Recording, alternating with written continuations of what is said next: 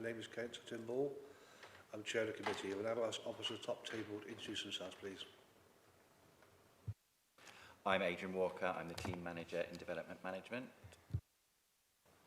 Hello, I'm Simon Elias in the Council's legal team. Hello, I'm Karina Haskins from Democratic Services.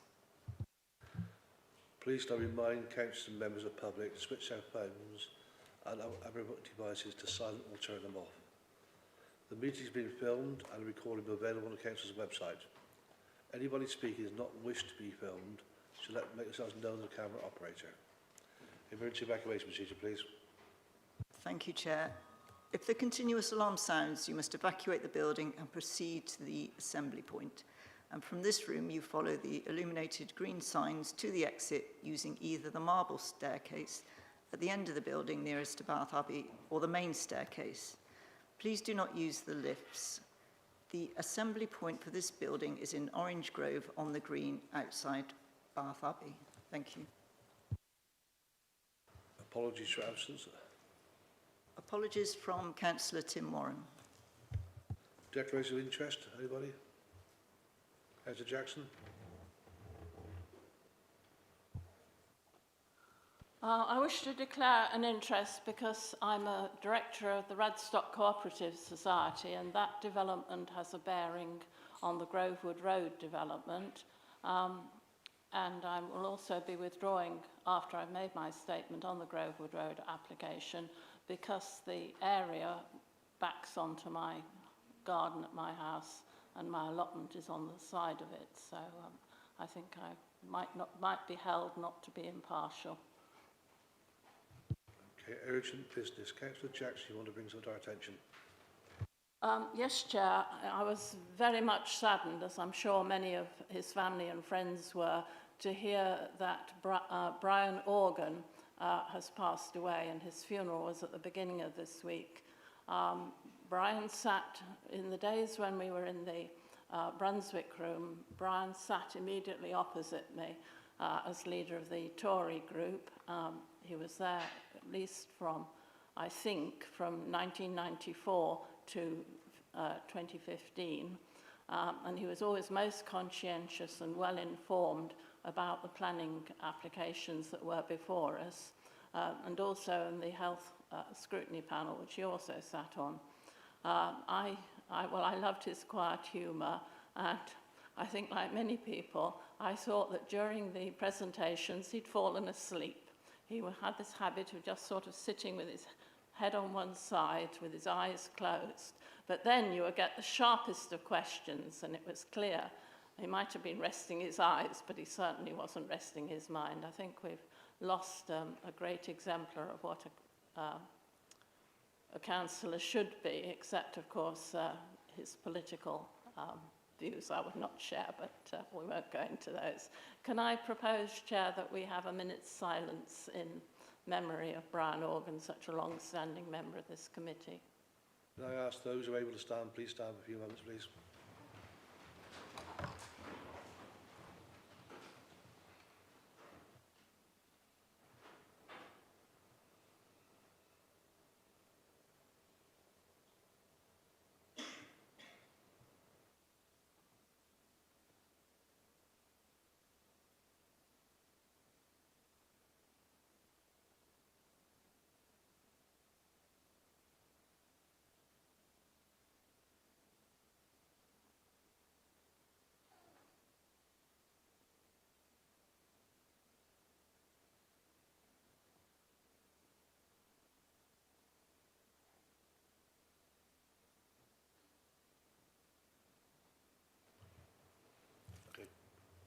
Please sit down.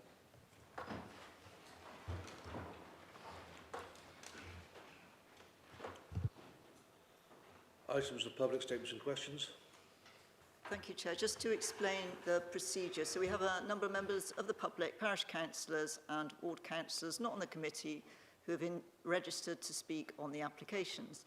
The speakers will be called to speak immediately after the case officer has made their presentation, and the order and time allowed will be as follows. Parish town council representatives will speak first and be allowed 3 minutes in total.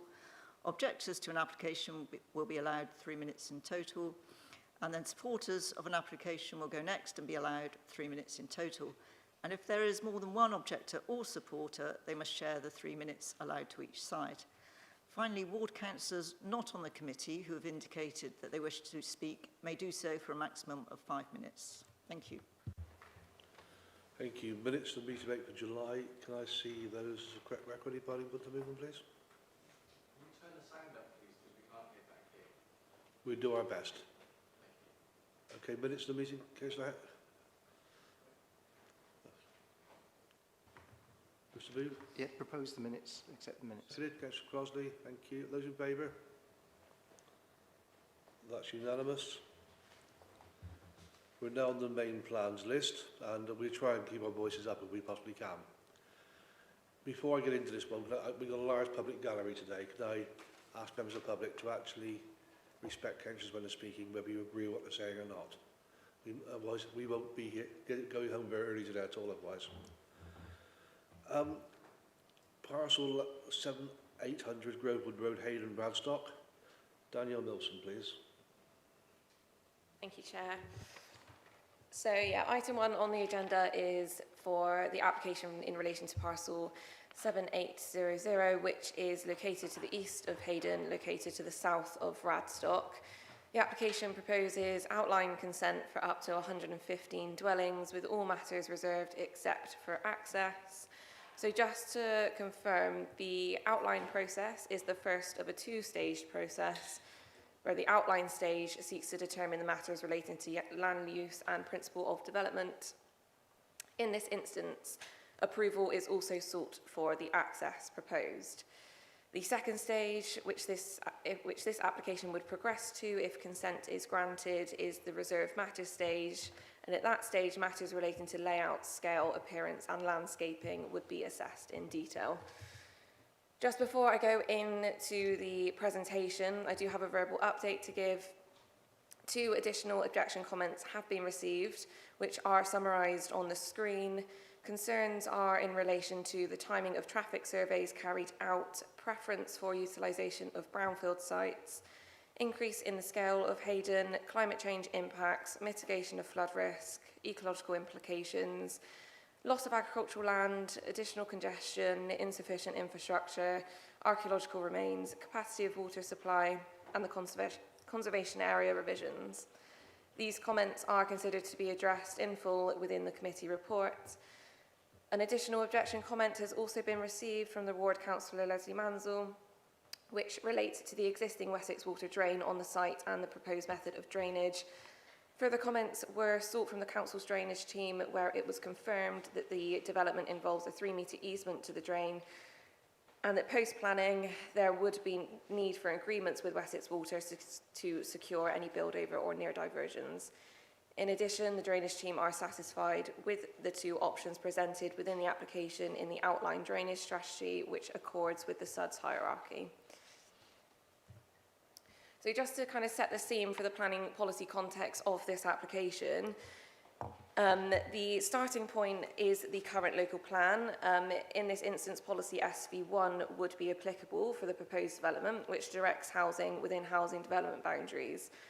However, the council are unable to demonstrate a 5-year housing land supply, with the current supply amounting to approximately 2.5 years. This has been recognised within recent appeal decisions as severe. Members will be aware that the council are in the process of adopting a new local plan. That plan is approaching Reg 19 stage, which is set for consultation in autumn 2026. The site is subject to this application is included as an option for development in the new local plan. At this stage, the site is identified as being potential, suitable and achievable and available. Due to the stage of the local plan, which is still in consultation and not adopted, limited weight can be afforded to the potential housing allocations with the assessment of this application. So, as mentioned, the council are unable to demonstrate a 5-year housing land supply, and as a result, this means that the housing policies of the current placemaking plan are considered to be out of date. This is applicable to policy SV1, highlighted previously. Therefore, paragraph 11D of the MPPF is engaged, and this is set out on the screen.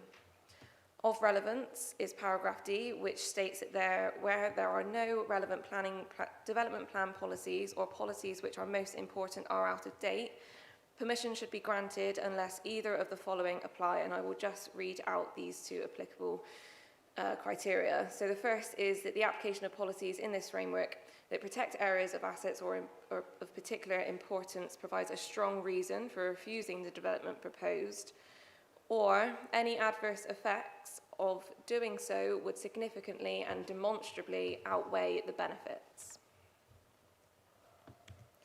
So moving on to the site itself, the site is located to the east of the built-up extent of Hayden. The housing development, no, I'm not on to that, but yeah, so the outline of the development is shown in red. The blue outline dictates the applicant's ownership. So site location-wise, the built-up extent is defined by the housing development boundary, and that is shown on the screen outlined in black. The conservation area is shown in the green hash to the east of the site, which extends up to the eastern edge.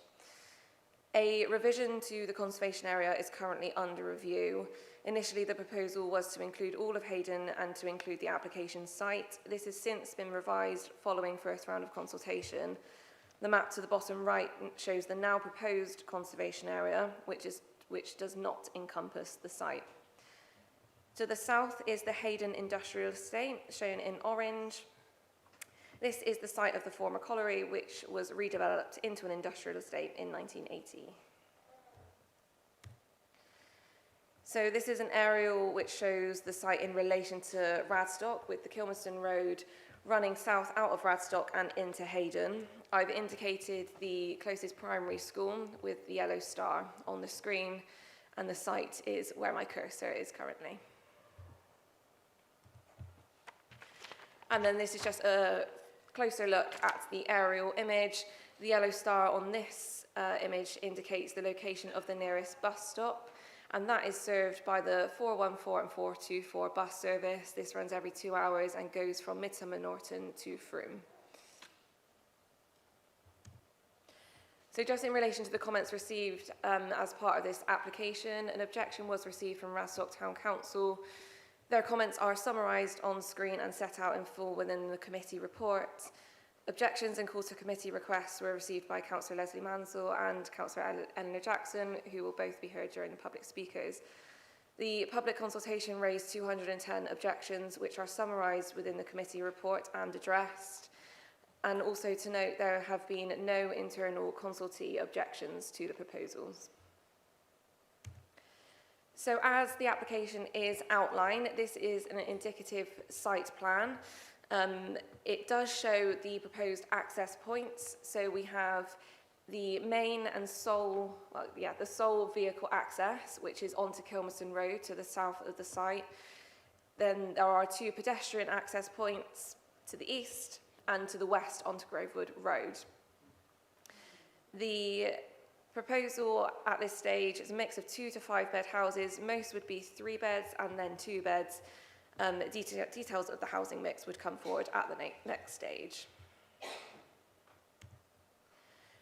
So this is just an indicative map to show the proposed active travel link, which is sought for this application and would be secured via Section 106 agreement. The red line shows the extent of that route, which starts at the proposed and existing pedestrian entrance into the site to the south, runs up Kilmerston Road, and then ends just past Meadowview, which then terminates where the proposed crossing point is proposed as part of a council scheme.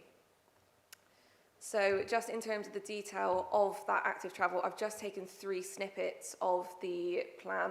Obviously, it's quite long, just to show the starting point and where it terminates. And that proposed link is to provide a shared surface for cycles and pedestrians. The existing pavement is not in the best shape, and this would provide a shared surface without interruption of the existing highway width. So the scheme would secure various Section 106 agreements and contributions which are listed on the screen. That would include a 30% provision of affordable housing with a 75% social rent and 25% shared ownership split. Public open space provision is to be provided on site, education contributions and healthcare contributions to the local care network. The highways works previously just discussed would be included, along with a travel plan and monitoring fee and bond, as well as landscape and ecological management plans. Then just moving on to some site photos. So this is Kilmerston Road. The site is located to the right of this image. This is the existing bus stop, which is located to the south of the site. You can also see the existing cottages, which are located to the south of the site within Hayden too. And then this turns around, so the bus stop is in the middle of the screen there, looking east towards the site, which would be on the left. And looking towards the miners' cottages. Again, this is along Kilmerston Road, with the site on the west, located, and this is just pointing towards where the proposed access would be. This is to the southeast corner, outside of the site, looking with Kilmerston Road running up the right-hand side there. And then looking further down Kilmerston Road, the location of the pedestrian access is where my cursor is, and that is the start of the proposed active travel link. And that is the pedestrian access point. And then this is within the site, so we're looking south towards the cottages of Hayden here. And then kind of shifting attention to look towards the north of the site, looking towards Radstock, Midsummer Norton. And then across the site, directly to the west. And directly looking north, which indicates the location of the SNCI. And again, across the site, looking south. And then this is Kilmerston Road, again, where the active travel link is proposed to improve this this pavement to create a shared surface. That shared surface would become 3 metres wide for cyclists and pedestrians. Image of Grovewood Road here, the cul-de-sac which runs up the west of the site. And again, further in Grovewood Road. And then the location of the proposed pedestrian access too. So the benefits are highlighted on the screen, and I've just highlighted the weight that officers have attributed to each of those benefits. Such as substantial weight given to the housing delivery of up to 115 homes, the affordable housing and the active travel links are all given significant weight. The location, economic benefits, Section 106 contributions, green infrastructure and construction employment are all given moderate weight. And again, just to highlight, the emerging local plan is given limited weight at this stage. The harms identified by officers are also on the screen with an indication of the weight attributed to them. The conflict with the development plan is given moderate weight, and the landscape impact, moderate weight, in addition to the loss of agricultural land and construction disruption. The officer recommendation is delegate to permit, subject to completion of Section 106 and conditions. Happy to take questions after public speakers. Thank you. We're now on to public speakers and ward councillors. The first speaker up is Councillor Villiers Corrick.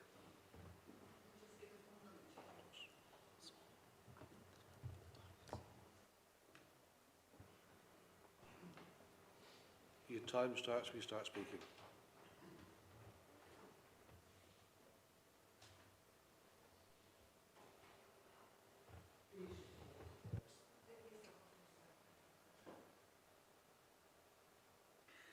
Good Good morning. My name is Lavinia Corrick. I am the councillor for Ridlington Radstock, but I'm very familiar with the patch that we're talking about. Radstock Town Council objects in the strongest terms to this development. It's outside the housing boundary, it doesn't adhere to the current local plan, and there is a great strength of feeling within the village of Hayden. Hayden is right on a hill, as those councillors who went to the site yesterday will know. It is a long way from any facilities within the area. The other reason, or primary reason for really objecting to this, is that it's contrary to the local plan spatial strategy. It's restrained for sustainability reasons to make the area more self-reliant socially and economically. And it's currently, as it has been for decades, there are very, very few opportunities for local people to get employment. So the majority of people are out commuting.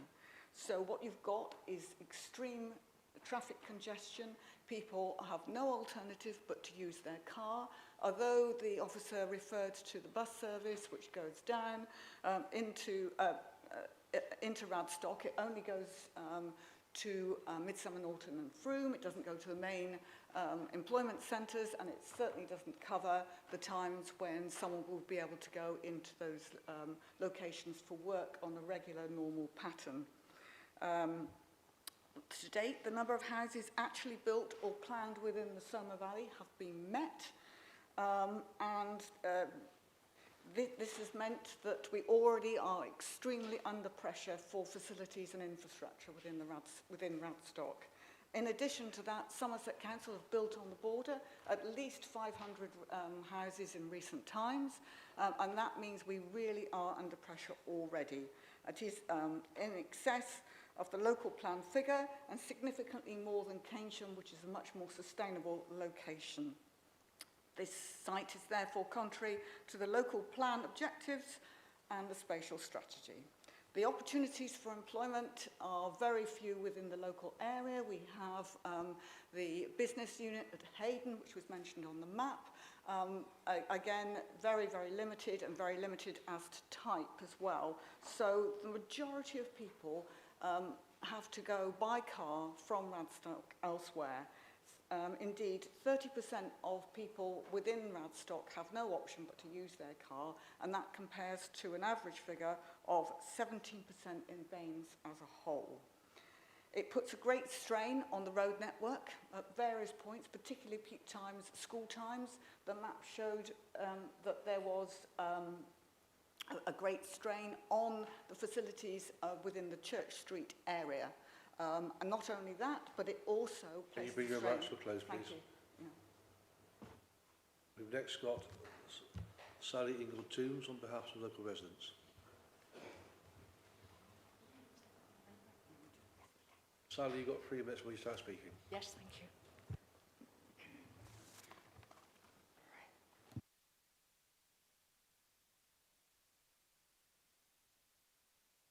Sorry. The last application for this site was 2015. It was refused because, and I quote, would represent unsustainable development as it would exacerbate the imbalance between housing and employment within Somer Valley area, leading to future occupiers of the site being reliant on private car journeys to access employment. Now 115 houses are proposed, which is an increase of 47% to the village. Bain's own data shows to date the number of houses actually built or planned in the area has far exceeded its housing requirement. This development would affect the current community as it would have major consequences on health facilities. At present, there is limited NHS dentist provision. Also, Hope House Surgery is close to capacity and is struggling to accommodate current health needs.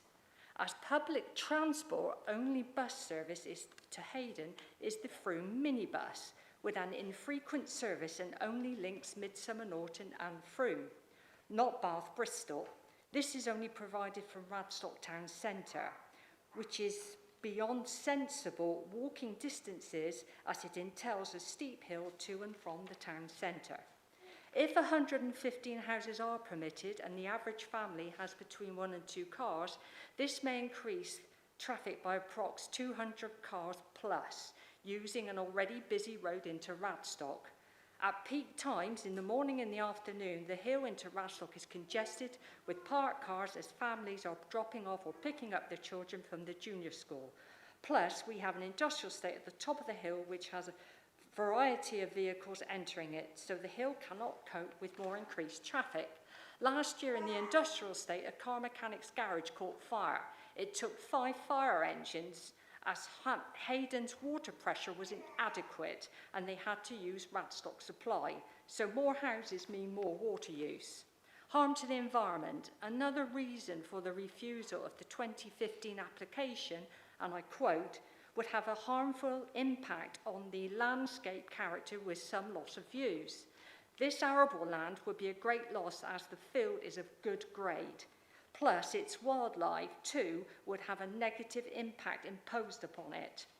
The applicant's ecological survey is insufficient as it doesn't mention the presence of skylarks and other amber and red listed farmland birds. A recent archaeological dig discovered an intensive Iron Age activity, including burial and remains of farming activity. Finally, brown sites must take priority to be developed. The old co-op site in Radstock is prime land for development. Thank you for your time and attention.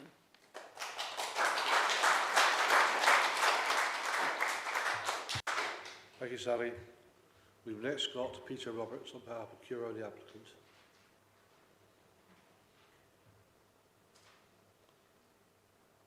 Peter, you have 3 minutes when you start speaking.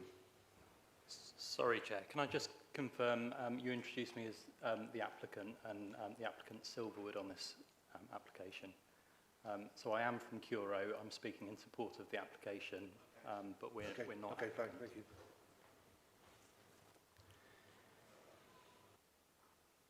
Chair, members, thank you for the opportunity to speak. I'm Peter Roberts, Head of Planning at Curo. Previous proposals for this site were refused, but that history has shaped this scheme for the better. Since the earlier refusals, the national policy context has changed. Government policy has made increasing house building a clear priority, and the Council now faces a serious 5-year housing land supply challenge.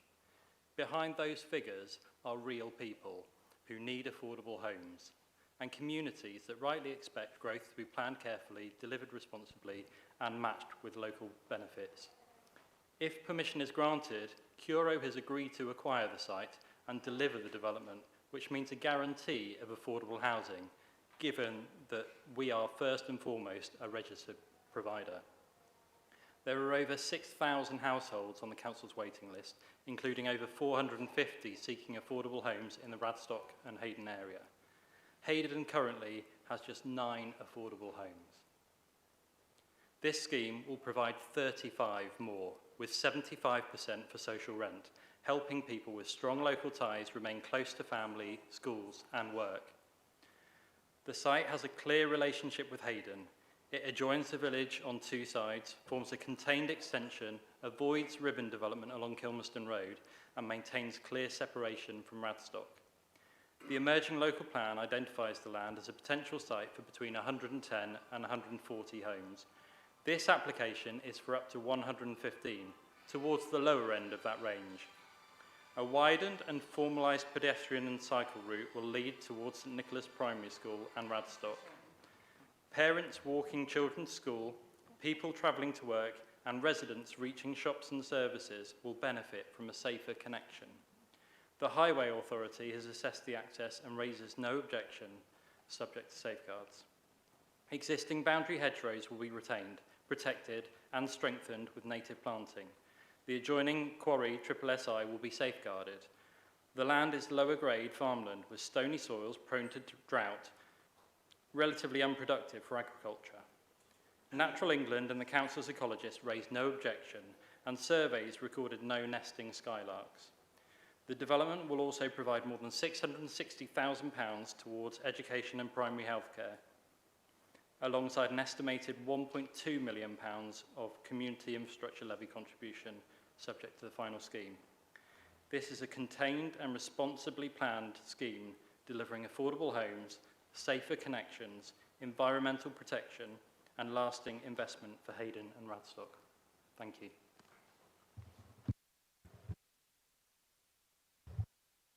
Thank you, Peter. We now have Councillor Leslie Mansell.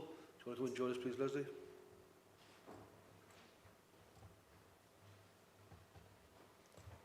Leslie's ward councillor, you have 5 minutes when you start speaking.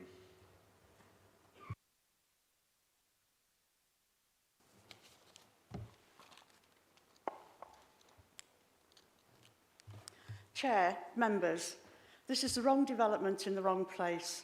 We've heard the promises before, as we did in the centre of Radstock, about the 106 money and the social housing. Once the planning permission went through, they disappeared.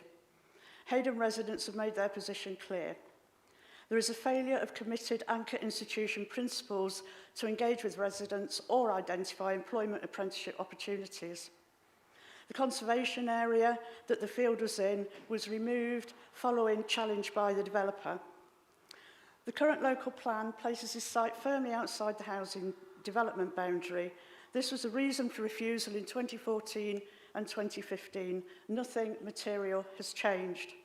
The council's landscape officer states there is not enough evidence to show whether the site can accommodate 115 units.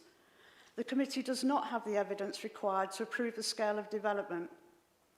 A 45 to 50% increase in size was identified by Radstock Town Council as excessive and inappropriate. Hayden will be transformed from a rural hamlet into a suburban extension of Radstock.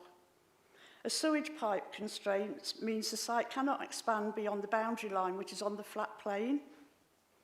Yet the developer is trying to force 115 units into a space the landscape officer already questions, never mind well-being and mental health. The infrastructure's already failing, as you've already heard. Residents report repeated water pressure collapses, and the school playground is flooded with sewage. Wessex Water's own mapping shows limited surface water sewage provision. No detailed drainage design has been provided. The report's unspecified conditions cannot be used to fix fundamental flaws. Drainage capacity must be demonstrated at outlined stage. The contamination report is 13 years old, and the recommended intrusive investigation has never been carried out. So there's no current evidence the land is safe for residential use, no assessment of risks to human health or groundwater, and no updated geo-environmental risk assessment despite proximity to the SSSI. The proposal fails to show it can be delivered without unacceptable risk to existing infrastructure or increased flood risk to neighbouring properties. The traffic modelling is flawed, it's 4 years out of date, it excludes the peak hour bottlenecks near the school and at the Victoria Hall. And highways describe the Radstock network as extremely sensitive to traffic flow changes. The modelling doesn't reflect this. There's misleading claims as well, as distances was measured as the crow flies, not real walking routes. The steep hill makes walking, cycling, prams and mobility impairment access unrealistic. Bus services are infrequent and car dependency is high. I'm doubtful a crow could get from Midsummer Norton in 20 minutes, even on a bike. This is not a sustainable location. This is a prominent landscape site, part of the Heritage Coalfield, previously refused for landscape harm. The environmental protection states conditions only, meaning ecological assessment is incomplete, and skylarks don't nest in October when the report was carried out. The archaeology is exceptional, an articulated human burial. It's Hayden's own version of Pompeii, but the report is only interim. We don't yet know the implications. Baines prioritises brownfield sites. Welton Bag and Radco are sustainable, accessible alternatives. The Snails Brook at the bottom of the hill already floods. The agricultural field currently provides natural infiltration. This proposal conflicts with the recently adopted unanimously by Council, the River Avon Charter. Members, The proposal represents conflict with the housing development boundary, an incomplete evidence base, overdevelopment, unsafe drainage, outdated traffic modelling, unsustainable travel, landscape harm, ecological loss, heritage risk, contaminated land risks, and better brownfield alternatives exist. Approving a major countryside development without knowing whether it can physically or environmentally be delivered would be unsound. The only responsible decision is to refuse this application. Thank you for listening.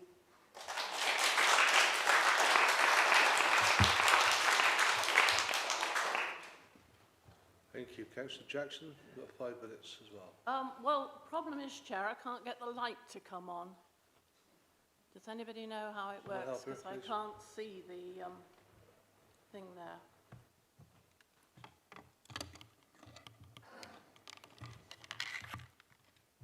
Sorry about this.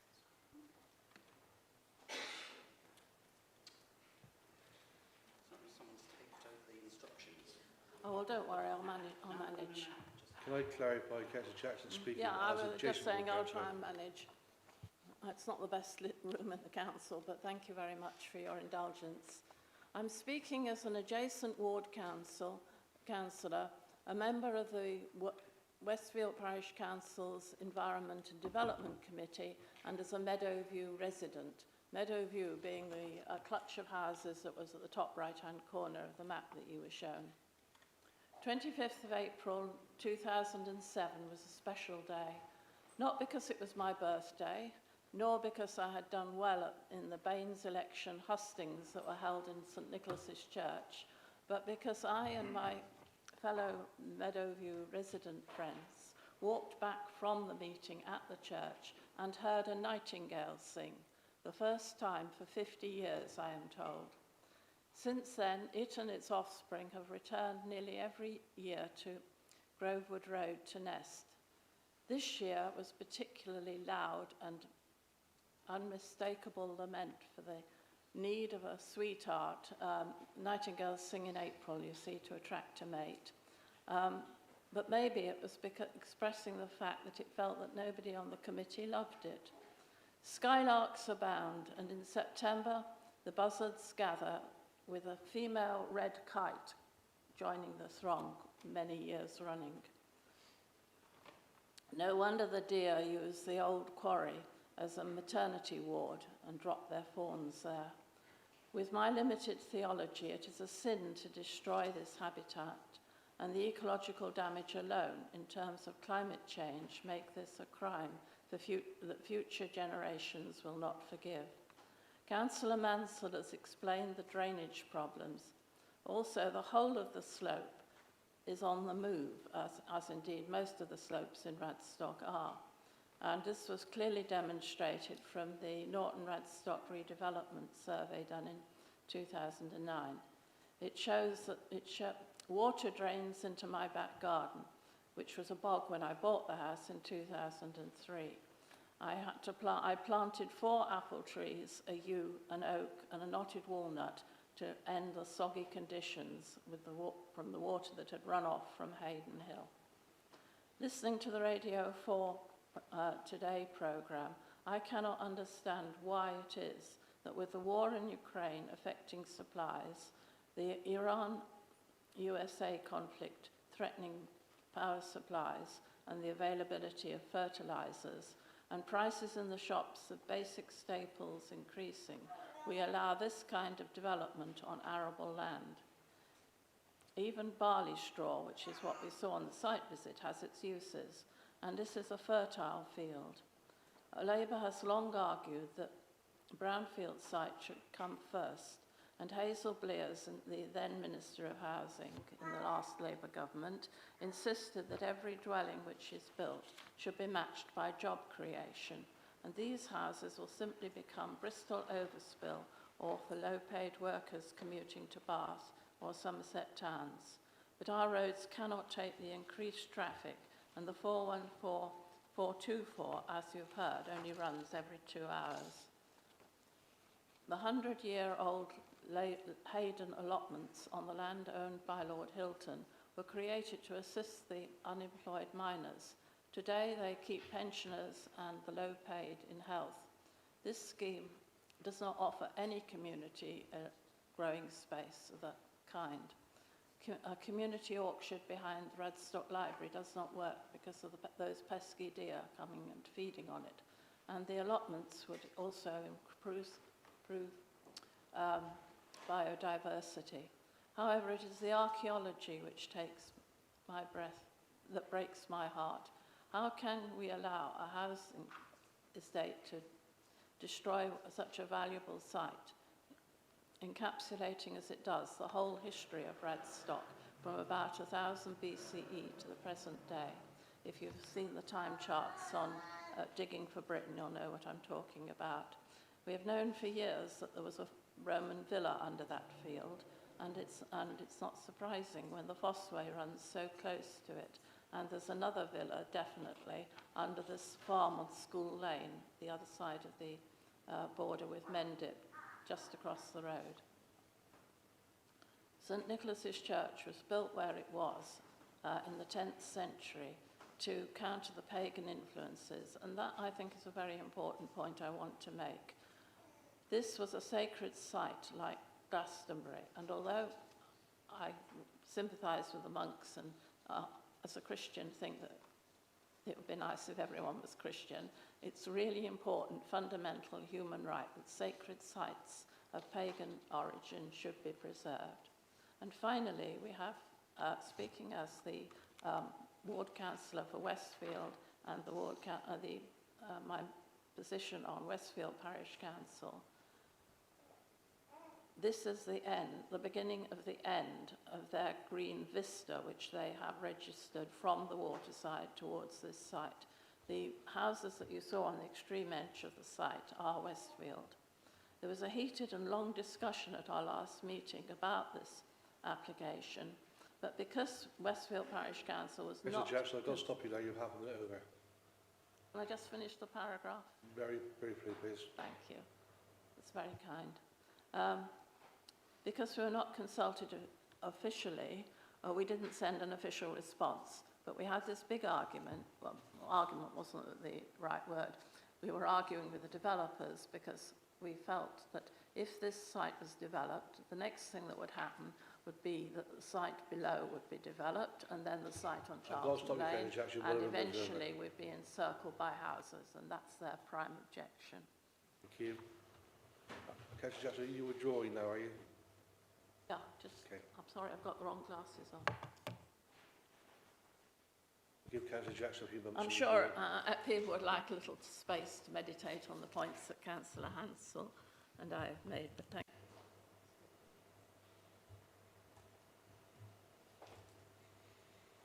We're now to members' questions from officers. I remind you, it's questions only, not speeches at this moment in time.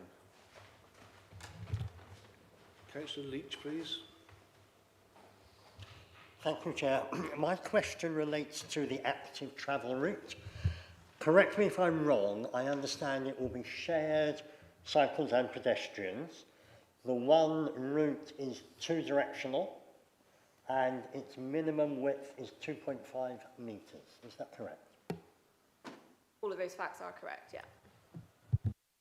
Councillor Gorley. We heard quite a lot about drainage, but I'm concerned about water supply and what is going to be done to improve the water supply, which has been mentioned as being inadequate. And if we're going to have, if there's going to be additional housing, what's being done to improve it? So the development post-consent would be subject to kind of building regulations, and it would have to be constructed in accordance with kind of water efficiency methods. The sustainable construction element part of it comes at the reserve matter stage, and that does require water efficiency at a certain level. We don't have those details yet. That would come at the next stage. Councillor Hansel. A couple of questions. To start with anyway, do we have any information about the demographics of Hayden? I'm particularly interested in the proportion of young families and young and infant children. Do we know anything about demographics? So I don't have the specific details about the demographics. What I do have is kind of the housing need, which has been either across the district and also it's specified in the proposed Radstock neighbourhood plan. And that does specify a need for kind of 2 and 3 beds to support younger families and to support an elder generation downsizing and moving out of larger homes within Hayden. Thank you. And just one more question just for now. I know this is for outline planning permission, but the green space that would be part of the application, the public space, who would manage that and who would pay for its upkeep? So the green space provision is secured via the Section 106 for the policy compliant minimum amount, which is shown on the site plan. The kind of details for management would come forward at a later stage once the developer is secured to take that development forward. Just a quick follow-up to that. Is that public space just for, intended for people who live in this development, or would it be for everyone in Hayden or any member of the public? It would be open to the public. Councillor Simon. Thank you, Chair. Going back to the active travel route, I'm a bit worried about quite a narrow route being used for high-speed cycle descending. It's on the descending side of the road, not the ascending. And cyclists going up slowly can mix easily with pedestrians. What traffic management can be put in place to get the higher speed cyclists to take the road, not the active travel route? And sorry, so that's A. And B, are there safe crossings for people coming off the active travel route needing to get to St Nicholas School?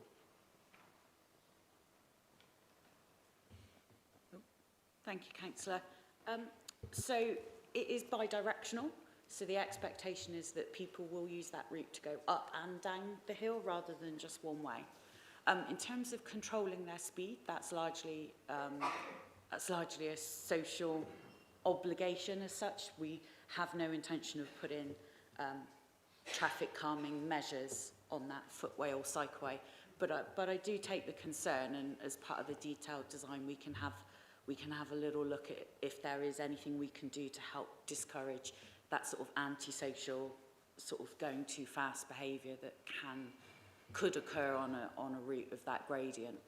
It stops before we reach the school, and my colleagues in highways have a local active travel scheme that they're implementing in front of the school, which includes a zebra crossing.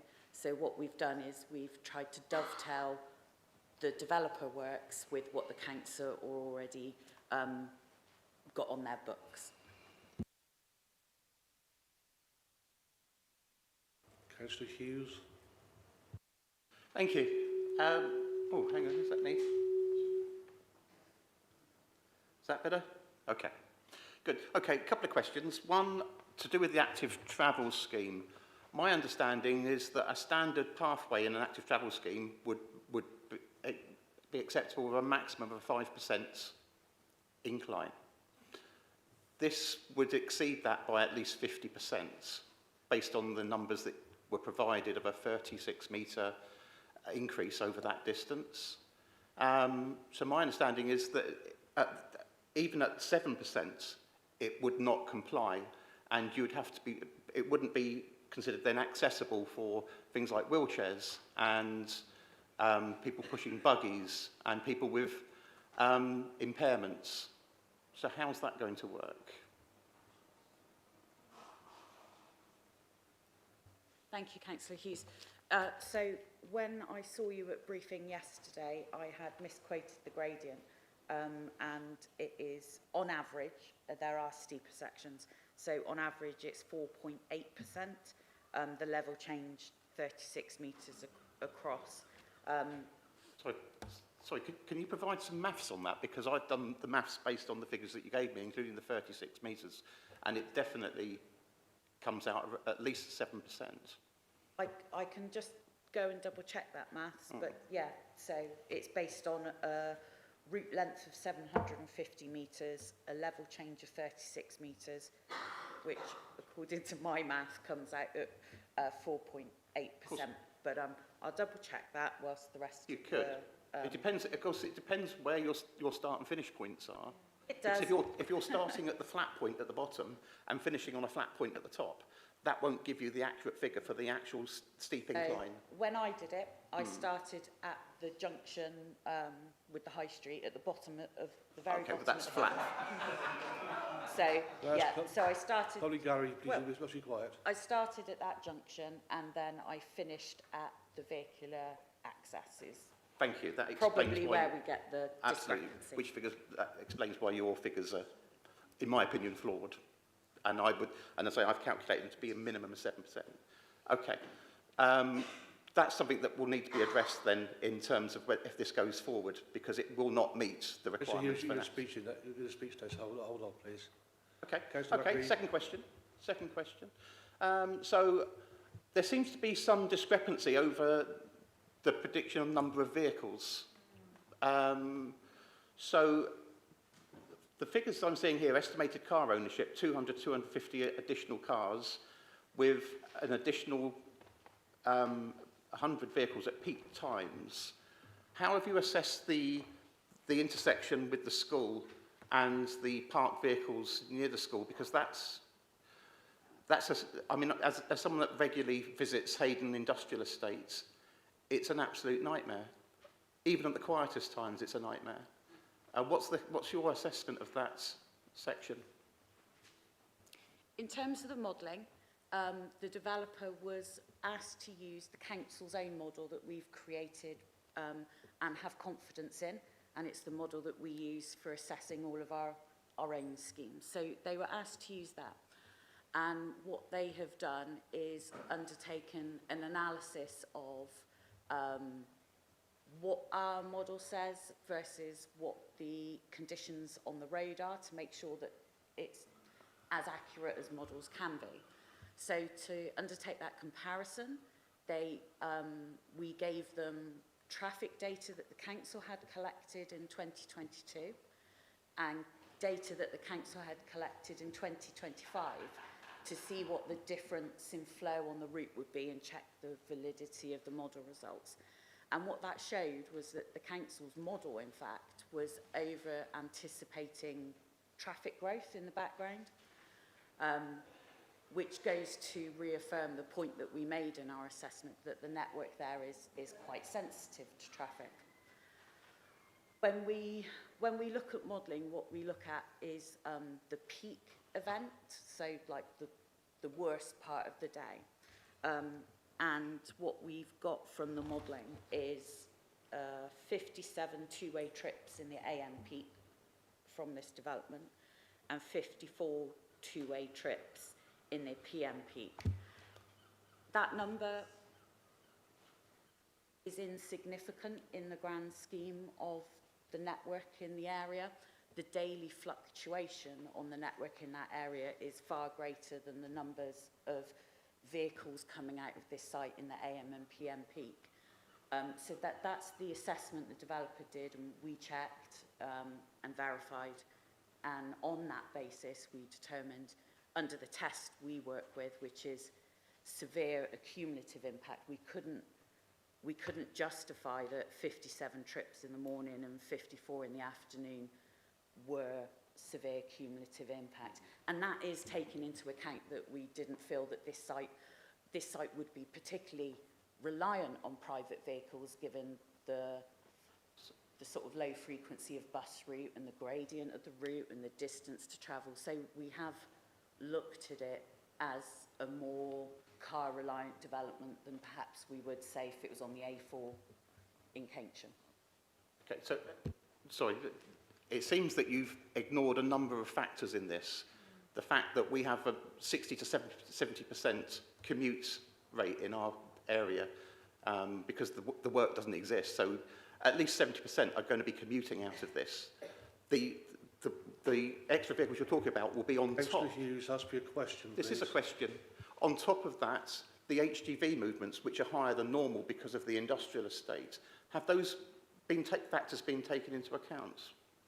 Yeah, so the fact that the site is less sustainable than other sites was taken into account in the trip rate and the distribution. And like you say, a higher proportion of people will travel out of this site in car than we would expect in perhaps a different area of this district. And all of that has been baked into the modelling that we've undertaken. Thank you. Councillor McPhee. Could we look at the 106 slide, the first one?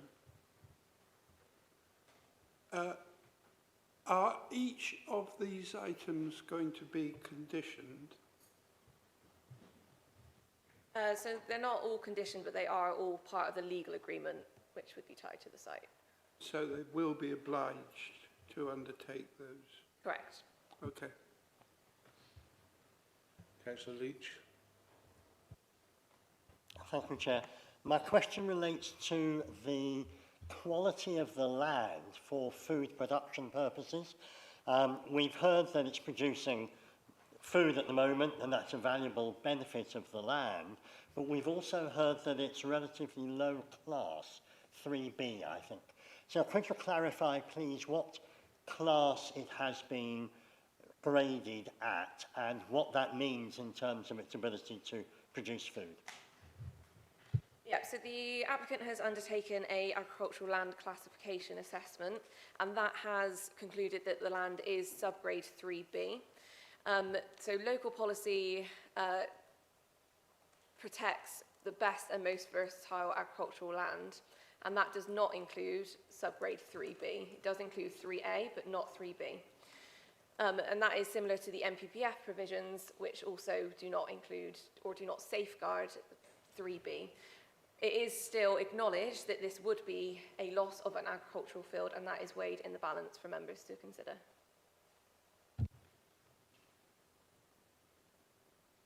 Councillor Hounsell. Thank you. Can I ask about the biodiversity net gain, if you could take us through that? And also, we've heard remarks about skylarks and so on, so particularly interested in what would happen to hedgerows and so on. So in terms of the biodiversity net gain, we are showing a net gain over 10% in both habitat and hedgerow. Landscaping is a reserved matter, so those actual figures may change. However, at this stage, and that is a policy compliant in terms of local policy and mandatory legislation to provide 10% gain on site. In terms of the skylarks, so that has been assessed. As you will have heard, the surveys initially undertaken did not show presence of nesting skylarks. However, that the actual site is shown to be suitable for skylarks, and if that is the result, the assessment essentially takes shape of there being skylarks there. It is suitable, so we assess it as them being there, essentially.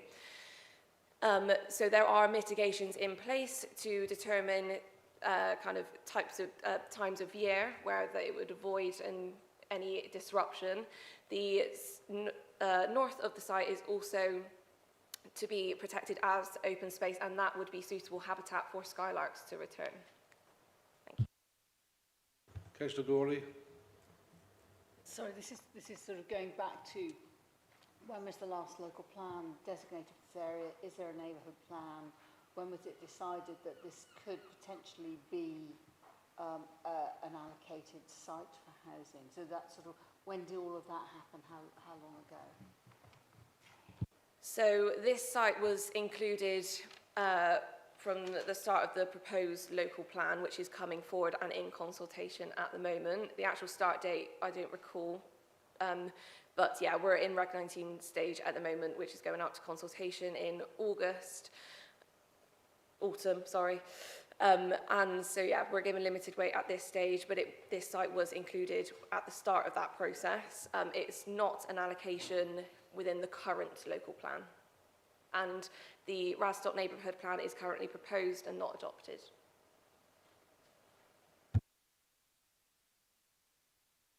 Are there any further questions at all for anybody? Nobody? The item is open for debate, but before we start the debate, can I remind the public gallery, you must remain silent during debate, as I will have to stop the meeting. Councillor Simon. Thank you, Chair. We've had some very passionate presentations and a well-argued presentation by the officer. I think the key point here is that planning policy has changed with the MPPF and the 5-year housing supply. And that means that existing policies are treated as out of date and can't inhibit us from approving this site if it meets all the criteria. There's a well-argued paper which demonstrates that while there are issues that need to be resolved to allow this site to come forward, they can be resolved, they can be mitigated, and that there are valuable benefits, not least in terms of the active travel scheme, though we recognise it will need more design work, and that it won't provide an ideal ascent to the village for those with buggies and the like, because it will be steep. There will be a substantial contribution to childcare in the area, which will enable an expansion. There will be money to expand local health care. So there are real benefits. But the key one for me, and I've always taken the view that housing really matters. We don't have enough in this country, and I do support housing provision where it can be delivered without breaching a clear planning policy which cannot be mitigated. And here the officers given very substantial weight to the housing matter, and I agree with them. So I'm going to propose that we accept the officer recommendation to delegate to permit. Do you have a seconder at all? Councillor Hensel. Right, thank you. A motion's come forward very quickly, so I'm prepared to second it. What has changed, as Councillor Simon has pointed out, is the policy framework. We're obliged to apply the policies as they are, not what we would like them to be. And we have to act reasonably. Now, reasonably is not what an everyday person would think is meant by that. It's acting reasonably in applying the policy. The new government doubled the housing target for Baines. It's mandatory. Has to be addressed. And every change of the MPPF, the National Policy Planning Framework, has encouraged or tried to encourage more and more the opportunity for house building. So that's where we are. With the policy as it is, the bar for objection is set very, very high. And as Councillor Simon has pointed out, there are concerns, but there are mitigations there to address those concerns.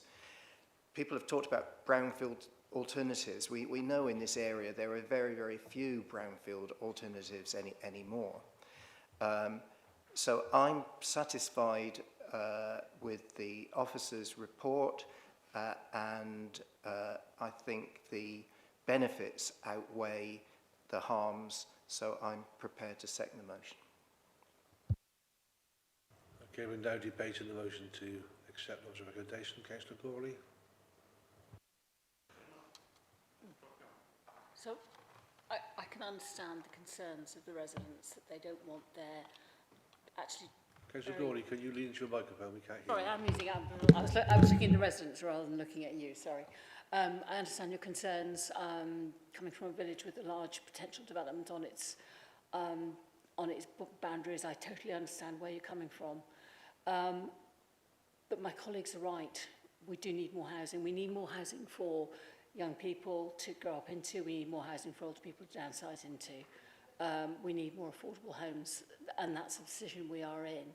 And so it makes it very difficult when residents don't want the situation to change. And I totally understand at the top of the hill that cycle path is not going to be easy to get up and get down, particularly for people pushing buggies. So, and I get about the problem with the buses, but I think we are in a position where it's very difficult to refuse this because the housing targets have doubled, and so it's a real problem for us as a committee to have to refuse things where there are mitigations, as my colleagues have said. So I think that's, I'm sitting on the fence, but it's a difficult one. I get where you're coming from, but I also get the position that we as a committee are in. Councillor Hughes. Thank you. It's quite interesting to hear these the statements telling us that we have no choice, that we have to accept this application because we don't have a 5-year plan, which would beg the question, why are we here in the first place if we can't determine this ourselves? I would argue that this application has lots of issues. It is an outline application, and there are several or numerous unanswered questions within the current application. Let's start with the local plan. It is expected to be in the next draft of the new local plan, but that's yet to be determined, and when that is released, it has to go to public consultation. So it hasn't gone through a public consultation process. In terms of this specific application, I would suggest that in a village that contains 250 homes, a 50% increase, 115 more houses, is an overdevelopment of a village. We have an obligation here to protect communities, and expecting a community to absorb a 50% increase is unrealistic.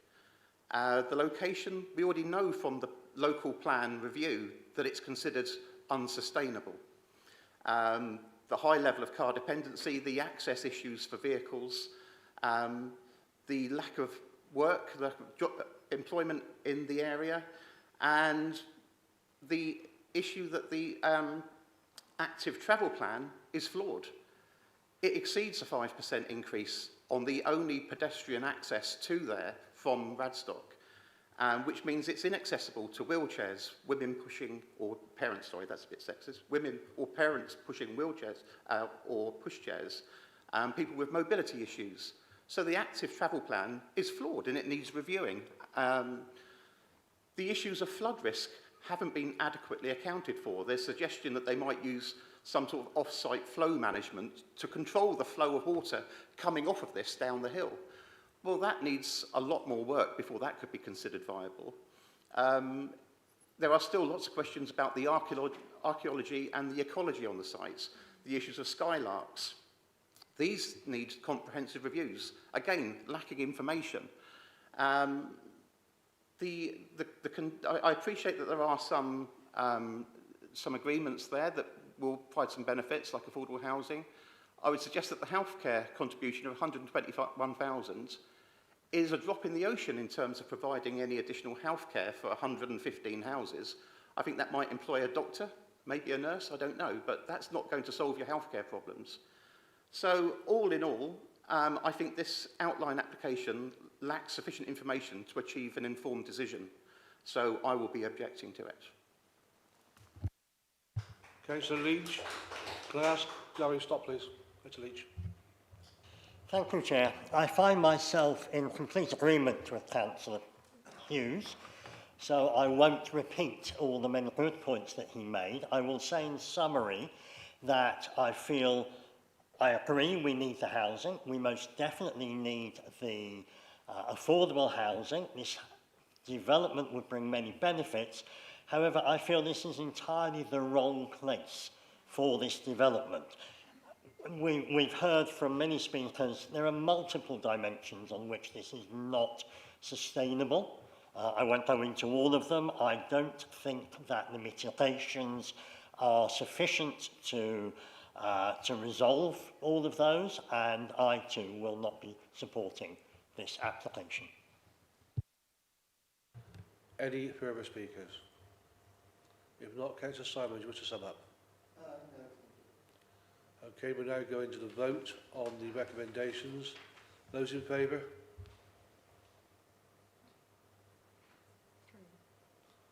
Those against? That is lost. I now need to seek another motion from the floor. Councillor Hughes. I would propose that we go against the officer's recommendation. I need some reasons, Councillor Hughes, though. Okay, where do you want to start? Let me just... So, I would suggest, first of all, this is an overdevelopment. Sorry. I put my microphone on. I would say that it's an overdevelopment of the site. The number of houses in relation to the size of the village is an overdevelopment. The prime reason is the lack of sustainability of the location in terms of access, vehicle movements, jobs, the flawed active travel plan. I would suggest that there are issues that have not adequately been explained in the outline application with the flood risk, the archaeology and the ecology. That would be my main reasons. Oh, sorry, yes, we believe that the healthcare contribution is too low. So if I can just, sorry, excuse me, come back on that. The main issues that I'm hearing from your is the overdevelopment of the site due to the size of the development in relationship to the existing housing that is there. The sustainability of the site, which has a flawed active travel plan, that you're weighing. Obviously, we have to understand the tilted balance here. So in that respect, you're saying that those disbenefits of the site, of the proposals, outweigh the need for housing. So that's the first thing. I would recommend not going down the route of lack of information. This is an outline application. All our specialists have said that there is sufficient information to make a decision on an outline application. So I would concentrate on the two main things: overdevelopment and sustainability. No, I'm happy with that. I mean, I would say that there are references within the application to issues around archaeology and ecology.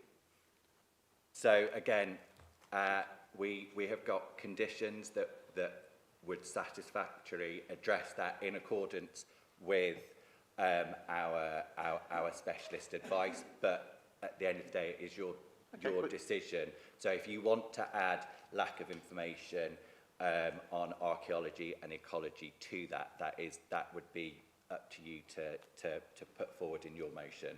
Okay. I mean, obviously, we should be taking guidance from you. You people up the front there are the experts. So personally, I'm happy to follow your recommendations. The key thing is the issue of sustainability, which has been highlighted by the council throughout the local plan review anyway. So we're already aware of the sustainability issues of the site. So yes, the overdevelopment and sustainability I'm happy with. No seconder, please. Could I seconder first, please? Seconded. Councillor Leach. Thank you, Chair. Yes, I'd like to second this motion. I'd like to emphasise within the sustainability argument the lack of jobs, the lack of adequate health provision, the acknowledgement by the officers that this will be a very car-dependent development. The active travel route will not make any impact on that whatsoever. You know, it just, to my mind, it's not going to stack up as a sustainable development on many parameters. Okay, we're now debating the motion to refuse. Councillor Simon. Thank you. I wonder whether the objectors need to factor in anything relating to transport in that sustainability. it might be helpful if they could say a bit more about the transport aspects if we're going to have a defensible decision. Councillor McPhee? Come back a minute. I thought that one of the items was that this piece of ground has come forward before it's actually been accepted in the list of accepted buildings. Previous applications have been refused on this site. But we're all reasonably confident that it's going to come out in the main plan when it comes, but this has come in ahead of that. Okay. We've yet to see the local plan review. Are there any other speakers? Councillor Hughes, you to sum up then. I think we've covered it. I mean, I agree with Councillor Simon that there is an emphasis within that sustainability on the transport issues. But I assume you've got that covered in your notes there. Yes, that will be covered in the overall sustainability of the site, and that which is the reliance on the private car for access. So that will be. Okay, we're now going to a vote on the motion to refuse with reasons given. Those in favour? For those against? Any abstentions? One abstention. That is carried. We will now, the item's been refused in the public gallery. We're now taking a 15-minute break, and we will return in 15 minutes' time to resume the meeting.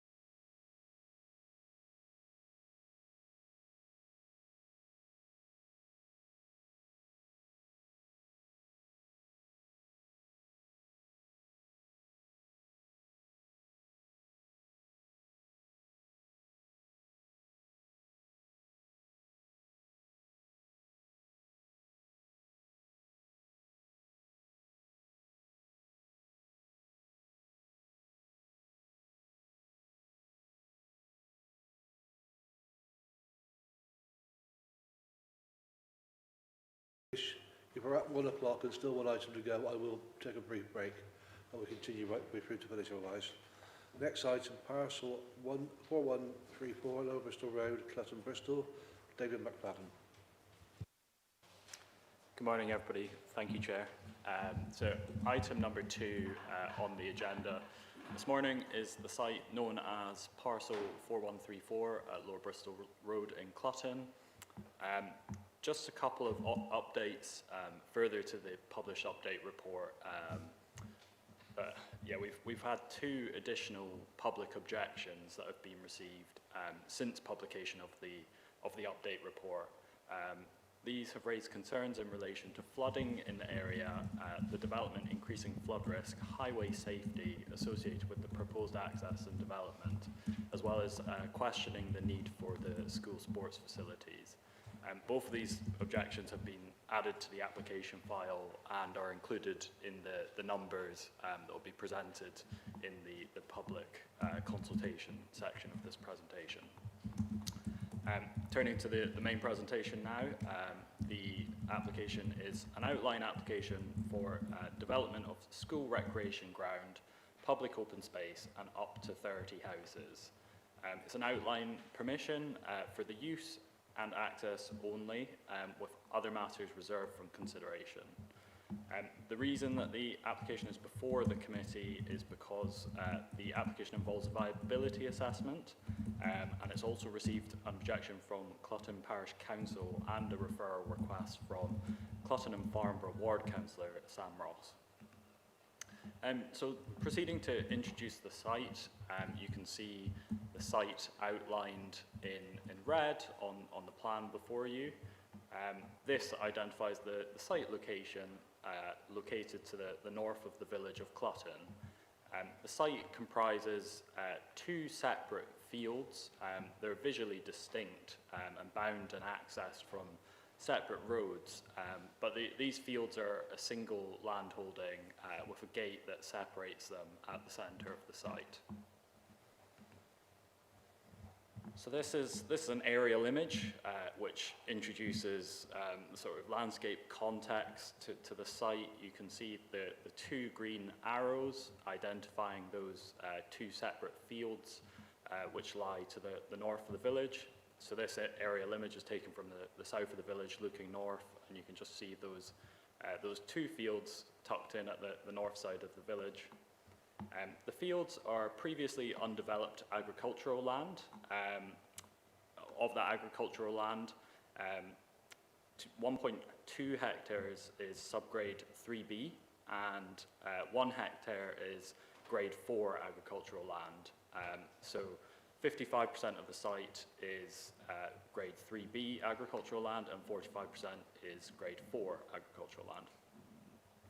The site is located outside the established village boundary of Clutton, and it's also subject to designation under Council Policy NE2A for its contribution to the landscape setting of the village. The site is in the green belt, so the Avon green belt ends just north of the village of Clutton, so immediately south of this site. The site is within the green belt, albeit is at the very southern edge of the extent of the green belt.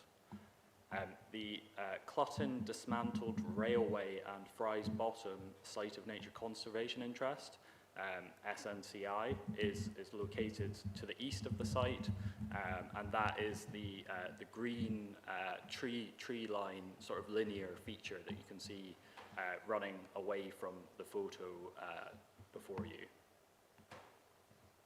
So introducing the site context in a slightly more localized view, this is an aerial image.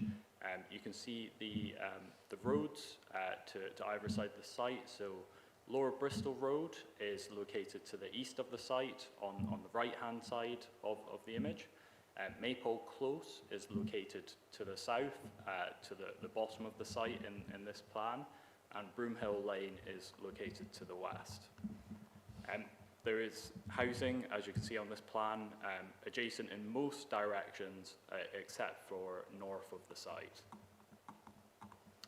The main village is located to the south of the site, so that includes Clutton Primary School, which is 200 metres south, the Railway Inn Public House, around 250 metres south, and then there's a village hall and recreation ground, which is 300 metres south. The bus stops serving the village are around 700 metres west of the site at the A37 Upper Bristol Road. So that would be on the left-hand side of this image, accessed using Station Road. So these, I'll run you through some site photos now of the development site.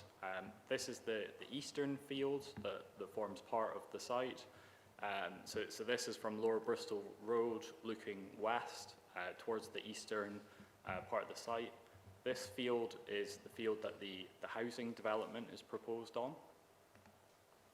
This is another image of that same field, but just looking a bit further into the site. You can see on the left-hand side of the image, you can just about make out the rear boundaries of houses on Maypole Close to the south of the site, seen on the left-hand side of the image. The field itself is mostly species-rich grassland, and the boundaries are lined with hedgerows and trees. So this is the other field that forms part of the development site. This is the west field, and we're looking east towards the east field. You can see houses on Maypole Close, visible in the centre of the image. And Birchill Close is visible beyond to the east. The east field itself is difficult to make out in this image, and that's because of the falling ground levels that is present in the local area.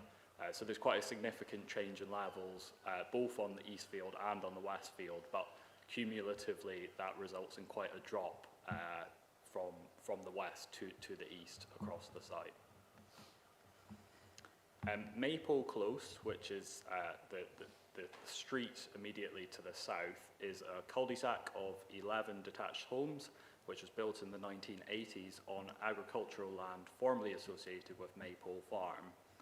The cul-de-sac was extended in the late 1990s, with 5 further dwellings added at the western end behind the primary school.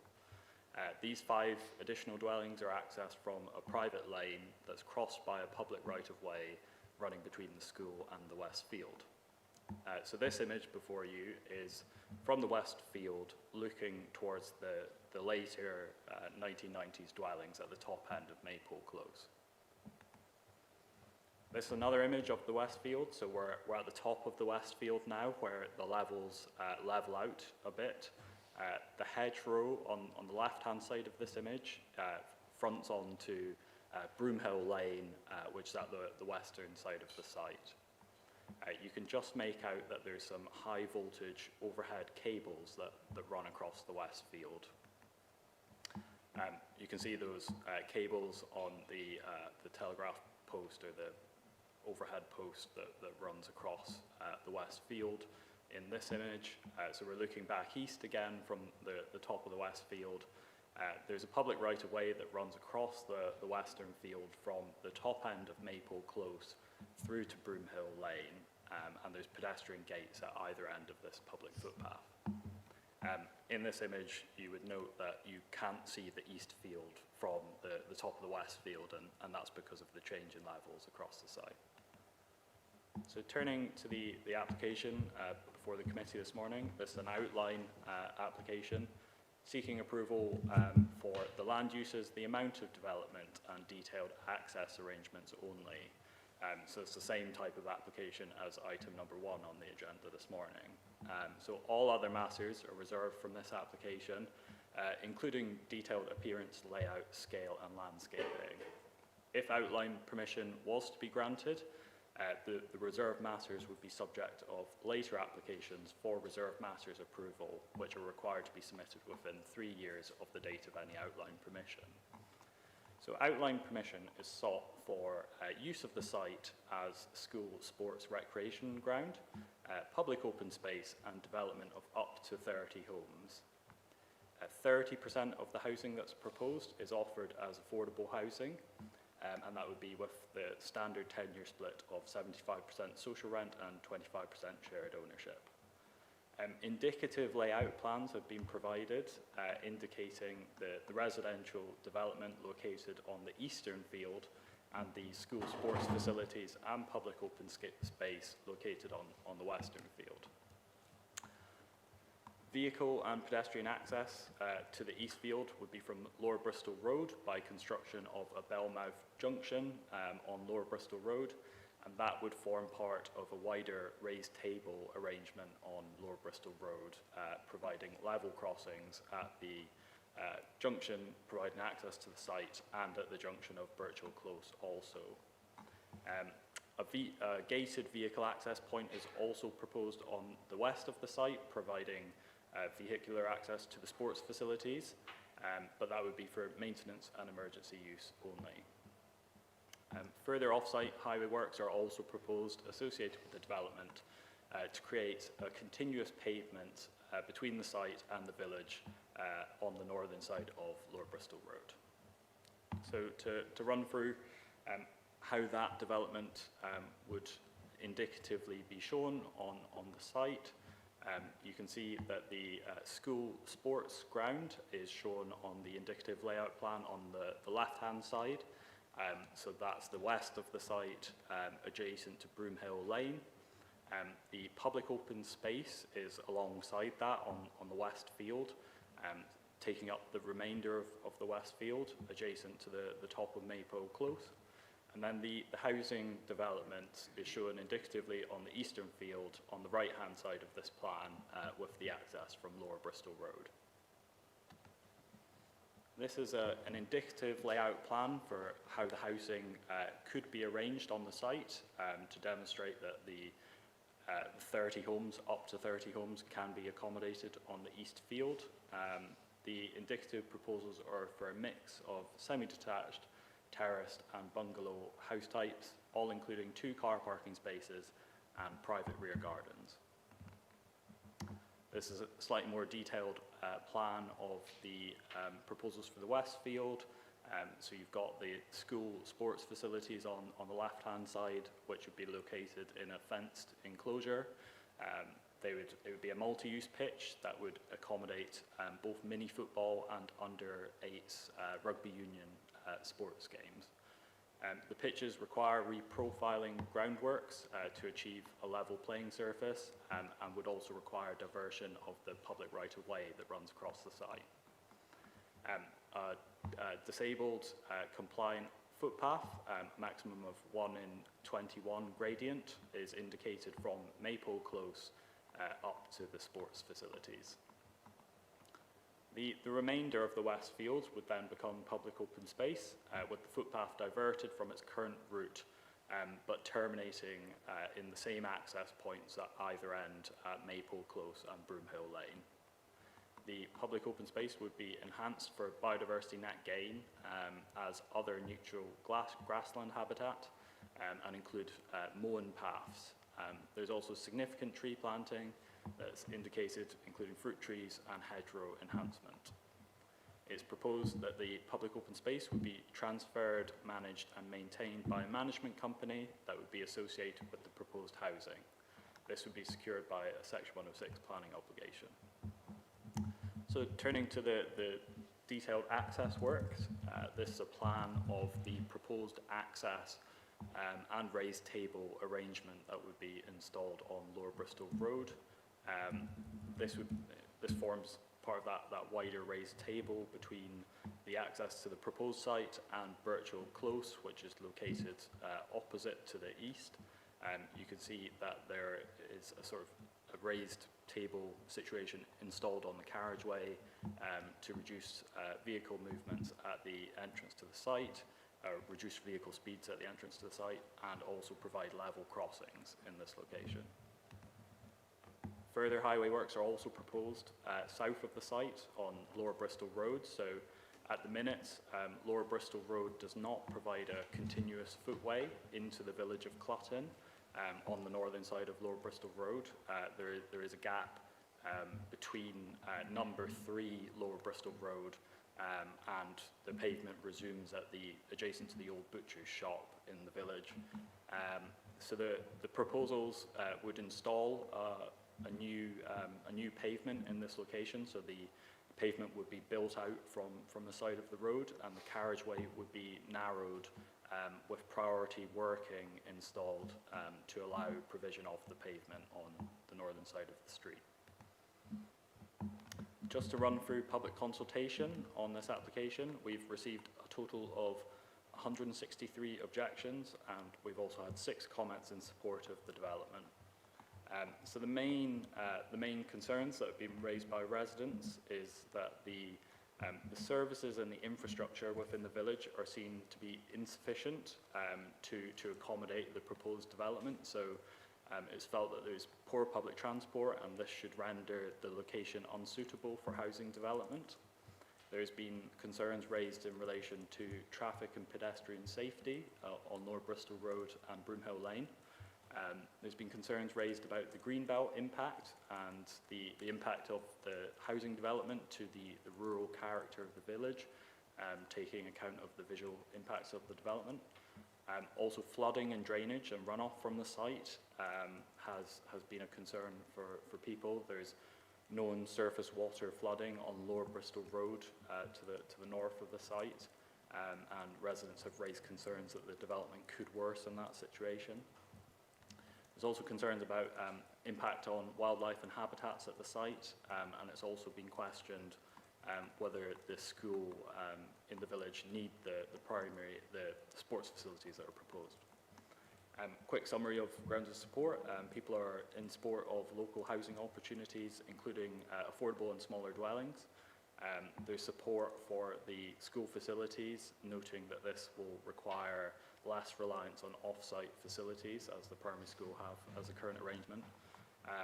There is support for the highway improvement works on Lower Bristol Road, and generally it's felt that the benefits of the school development and the open space, the public open space, can provide justification for the development located in the Greenbelt. Just to run through some of the key issues that members should take account of when assessing the application and deciding it this morning. To highlight, there is a designation which applies in the current local plan to the western part of the site. So there is land on the western field that is identified under policy LCR 3 as being safeguarded for primary school use. So that's 0.6 hectares, which is safeguarded for the future extension of Clutton Primary School. This was originally planned in the local plan for future built extension of the school, if that was required. However, pupil numbers have not necessitated extension of the school, and the council also does not have the capital funding necessary to acquire and develop the land for that purpose or for any other purpose. Therefore, this application proposes development of the school facilities and recreation ground on this land.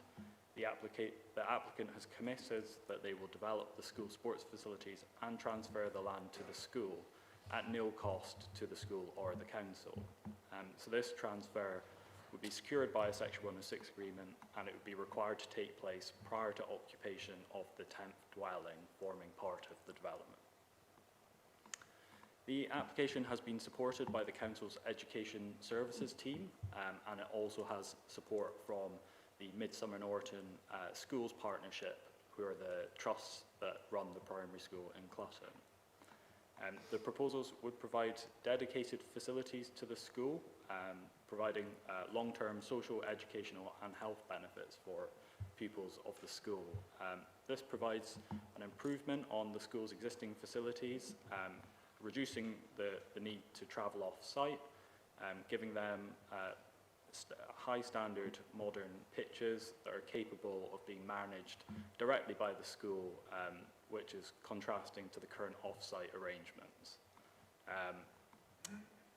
The facilities would also be available for community groups outside of school hours. So these proposals are assessed to be compliant with policy LCR 3 and national planning policy requires that decisions must give great weight to the need to create, expand and alter schools. So that's set out at paragraph 100 of the NPPF.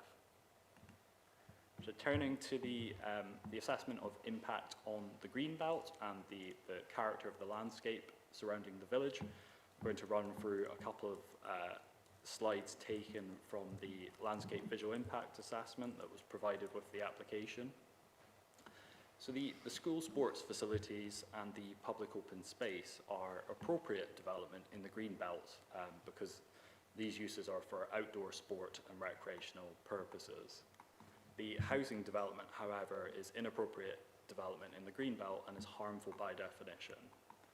The houses themselves, as well as the estate roads, parking, gardens and domestic infrastructure is likely to harm both the permanence and openness of the greenbelt. The Council's landscape advisor has objected to the development based on the harm to the landscape setting of the village, citing conflict with policy NE2A.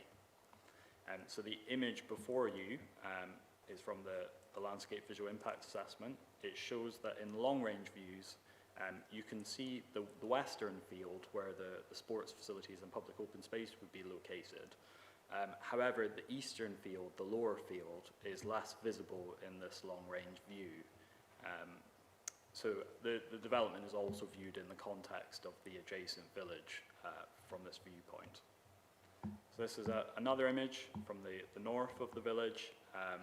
In this view, the east field has limited visibility as a result of the screening provided by hedgerows and trees which line the site, and the west field is not visible from this viewpoint. This is another closer range view from the north site. Again, the west field, that would include the sports facilities and public open space, is not visible in this viewpoint. However, the east field is screened by trees and hedgerows also. So there's not significant visibility of the site from these longer range viewpoints. However, when we turn to local viewpoints, nearer viewpoints such as this one from Lower Bristol Road, it can be seen that the housing that is proposed on this field would be clearly visible, and it would cause a significant change in character. The landscape officer has advised that there would be significant localised adverse landscape visual effects, including harm to the visual amenities of the greenbelt and to the landscape setting of the village. So decision makers are required to give substantial weight to the greenbelt harm that's arising, impact on the openness, and this must be clearly outweighed by other considerations and needs very special circumstances to be acceptable. The officer's assessment presented in the report is that the school sports facilities, the public open space, would be appropriate development itself. The residential development is necessary to fund and enable the school sports facilities and the public open space, such that there's a direct link between these facilities. The school sports facilities would be provided at no cost to the school and the council. That benefit is considered to be significant. It's highly specific to this site and unique to this development. When combined with the district's substantial housing land supply shortfall, the delivery of 30% affordable housing and the provision of new public open space, the other considerations in this case are assessed to clearly outweigh the harm to the greenbelt as identified. So it's felt that there are very special circumstances that exist which can justify this inappropriate housing development. Turning to a further issue for assessment, the location and accessibility of the site. So the Council's transport development officers have objected to this application based on the site's rural location and availability of public transport services, as well as the quality of the routes available to access public transport services in the village. So on the slide before you, you can see a couple of images of Station Road, which would be the primary route taken by residents to access the bus stops located on the A37. So it's a 700-metre walk to get to the A37 itself, which is at the upper end of what would generally be considered acceptable. But the fact that the pedestrian route relies on virtual pavements that are just painted on the road is considered to provide an inadequate arrangement and would not provide safe conditions for all users. The village does have some local services, so it has the primary school, it has a public house, a church and a village hall that would all be within a short walk of the site. However, the village doesn't currently have a shop and it doesn't have many employment opportunities either. So the quality of the walking routes to the bus services is acknowledged and weighs against development in this location. This has been considered with other recent developments in Clutton, such as the Maynard Terrace development, which was refused by the council in 2012, but subsequently that application was appealed and it was allowed on appeal by the Secretary of State in 2013. So turning to the planning balance that is presented in the recommendation, paragraph 11D of the MPPF applies again, and this requires that where there are no relevant development plan policies or the policies that are most important for the determining of the application are out of date, permission should be granted. So this applies in this case because the council's development plan policies are considered out of date due to the absence of the 5-year land supply. So permission must be granted unless the application of policies in the framework that protects special areas or assets of particular importance provides a strong reason for refusal. So that would be special protected areas would be the green belt in this case, but the assessment that's presented is that there are very special circumstances that provide justification for this application. So the application is assessed to pass that first hurdle in relation to the special protected areas. In relation to the second criteria, any adverse impacts of doing so would significantly and demonstrably outweigh the benefits when assessed against the framework as a whole. So when we look at the adverse impacts of this development, we have an objection from the Council's Highways team in relation to the location of the site, its accessibility and travel choice that's available. We also have an objection in relation to landscape impact, the localised adverse landscape and visual effects, so that is the impact on views of the landscape from Lower Bristol Road. And there's also an objection from the Council's ecologist in relation to the unavoidable loss of species-rich grassland habitat on the eastern field. So those are the adverse impacts of the development, and they need to outweigh the benefits of the development for permission to be refused. In this case, the benefits of the development include the improvement of the school sports facilities, and significant weight must be given to the benefits of housing delivery, especially to meet affordable housing needs. So we've got those two benefits, and then moderate weight must also be given to the provision of the additional public open space, the highway and pedestrian improvements within the village, biodiversity net gain proposals, construction economic benefits, and drainage and flooding betterment that forms part of the development. So you've got a list of benefits there, namely the school facilities, the public open space, provision of housing in the context of the severe shortage, affordable housing, highway and pedestrian improvements, biodiversity net gain, construction economic benefits, and drainage and flooding. So when the tilted balance is applied, the officer's recommendation is that the adverse impacts of the development are not considered to significantly and demonstrably outweigh the benefits when this is assessed as a whole. So therefore, the officer's recommendation to the committee this morning is that they consider the application for delegation to permit the application. That would be subject to a Section 106 agreement to secure necessary planning obligations.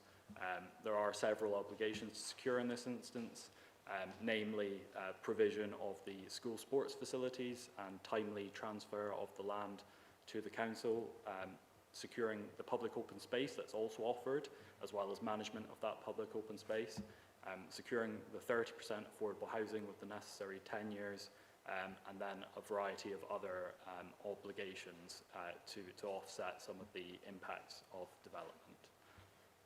So that concludes the officer's presentation. I'm happy to take any questions after the public forum. Thank you, David. Very comprehensive. Public speakers' time now. We have a statement of the Clutton Parish Council, will be read by Karina Haskins. Thank you, Chair. So this is a statement on behalf of Clutton Parish Council. Please accept our apologies for not attending in person. We appreciate the opportunity to have this statement read during the meeting whilst members of the Parish Council are on annual leave. Despite amendments to the scheme, since it was originally presented to the Parish Council in November 2023, the Parish Council maintains its strong objection to this outline application. The site is within the Greenbelt and outside of the housing development boundary. It represents inappropriate development in the Greenbelt and is not wanted by the local community. The proposals do not meet any of the criteria for legitimate development exemptions to Greenbelt policy. The proposals have generated a significant amount of objections from the local community. The access to the proposed housing is via Lower Bristol Road. This is a rural country lane with a 20-mile-per-hour zone. Concerns are regularly raised by residents about the excessive speed of cars along this lane. This development will increase traffic movements along this lane in both directions. Lack of pavements and high speeds on this lane will raise significant safety concerns. Lower Bristol Road repeatedly floods near its junction with Maypole Close. Additional building on the field above the problem area is likely to make the issue worse. The access to the school parking is via Broomhill Lane. Exiting Broomhill Lane onto Station Road is already a difficult junction with poor visibility, especially to the right across a false footway. This is a narrow rural lane and any increase in traffic is a serious concern. The Parish Council invited representatives from the school to attend the Parish Council meeting.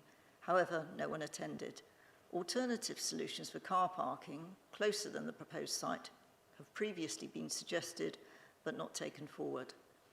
The site is not a sustainable location. Apart from the school, there are no local amenities in Clutton, and the bus service is poor, and so almost every outing would require a car journey.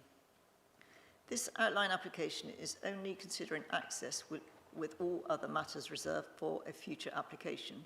However, in our public meeting, many objections were raised, including ecology, environmental impact, overdevelopment of the site, scale, layout, impact on the Greenbelt, no demonstrable need for new housing locally, and questioning the need for the additional facilities for the school. And that's the statement from Clutton Parish Council. Thank you, Karina. We now got Kevin Morley and Rosemary Nash.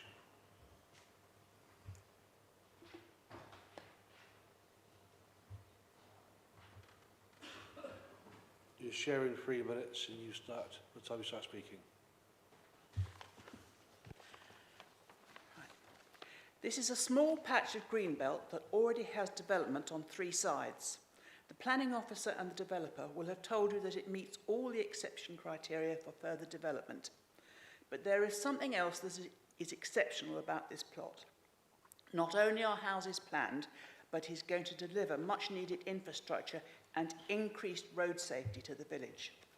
The majority of pupils at the school come from the estates between the A37 and Broomhill Lane. It's highly likely that future developments will be on the western side of the A37.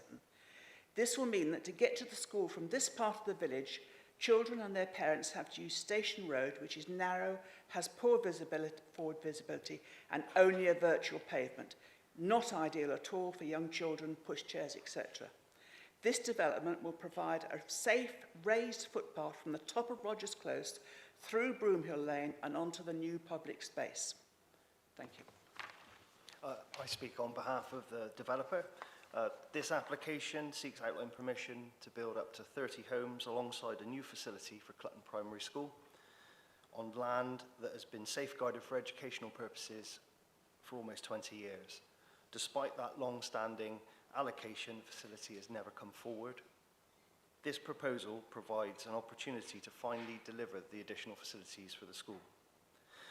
Members will have hopefully received the statement submitted by Midsummer Norton Schools Partnership, who cannot be here today. That statement details the significant educational, sporting and safety benefits that the proposal would bring for future pupils. Those benefits are also recognised in the officer's report, which gives great weight to the provision of these facilities. The proposal would also provide up to 30 new homes, including 30% affordable housing, helping address local housing needs. In addition, the scheme would deliver new publicly accessible open space and highway and pedestrian improvements that will benefit both existing and future residents. This is a finely balanced recommendation, but the planning officer has concluded that the substantial public benefits outweigh the identified harms and recommends that planning permission be granted. And for those reasons, I ask members to support the officer recommendation. Thank you. Thank you. We now have Councillor Sam Ross.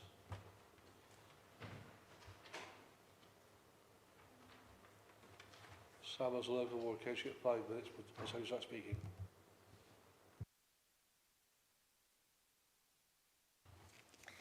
Thank you, Chair. I want to start by being honest about what makes the application difficult. This isn't a straightforward housing bad, green space good case.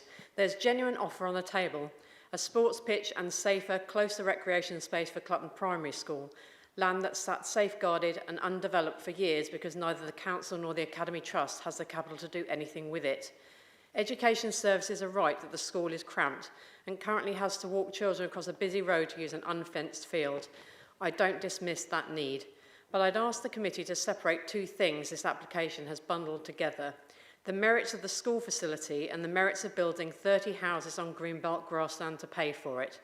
I recognise the Council's housing shortfall is real, and I'm not asking anyone here to pretend Clutton should never take another home. This is a right homes, wrong place argument, not a case against housing in itself.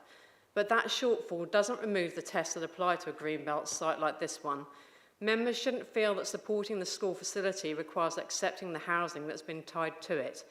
The NPPF is clear that inappropriate Greenbelt development, and housing here is inappropriate by definition, should only be permitted where very special circumstances clearly outweigh the harm. Tying the school gift to the housing consent doesn't change that test, and it shouldn't lower the bar. If anything, it means we should look harder at whether the circumstances are as special as presented, or simply a mechanism to make an unviable housing scheme more palatable. It's also worth being clear that this isn't a grey belt case where the bar for green belts as release has been lowered. The applicant's own viability evidence confirms the scheme couldn't deliver the 45% affordable housing that the grey belt rules would require here. So this remains, in the plainest sense, traditional greenbelt land, and the traditional very special circumstances test applies to it in full. Scrutiny should extend to the number of houses itself. The applicant says the scheme needs 30 dwellings to be viable, but that case has only ever been tested against what the applicant wants to build, and not against what this edge of Clutton can absorb without harm. If the honest answer is that the site can support meaningfully fewer dwellings without the level of harm officers have identified, then 30 isn't a special circumstance, it's simply the return that the applicant needs. The committee shouldn't treat it as fixed just because it's the number that was submitted. And that harm is real, in officers' own words. The landscape advisor objects on the basis of significant localised harm to the village edge. The ecologist objects because both fields carry SNCI equivalent grassland, some of the most species-rich land around the village, with the applicant's own figures admitting an 11% net loss in habitat units before any offsetting. The highways team objects because Clutton residents simply don't have a realistic alternative to the car, with the nearest reliable bus stops a 10-minute walk along roads without continuous pavements. On flooding, the drainage strategy has been revised and the technical team are now satisfied on paper, but those of us who live and work here know this stretch of Lower Bristol Road floods regularly, and it's residents, not the council, who go out and clear the drains when it does. No objection subject to conditions isn't the same thing as no risk. I'd also flag that surface water from this site is proposed to discharge via the field drain towards St Stephen's Wood and the Cambrook, which feeds the Avon. Only 3 weeks ago, this council unanimously backed the Avon Bioregion Charter, committing to consider the river's health, its right to flow freely and stay free from pollution in decisions like this one. That's not a technical planning test, but it's a very recent and deliberate statement of this council's values, and it doesn't sit comfortably alongside adding development runoff to a catchment we've just pledged to protect. On road safety, the transport assessment looked at this development in isolation, and in isolation the numbers are modest, but residents don't experience developments in isolation. Clutton has already absorbed 2 developments in the past decade, 18 dwellings at the Wharf and 36 at Maynard Terrace, both approved partly on the promise of highway and pedestrian mitigation. Much of that promised traffic calming has quietly fallen away, and parents from Maynard Terrace and Greensbrook now admit they drive their children to school rather than risk the walk along false footways with blind bends.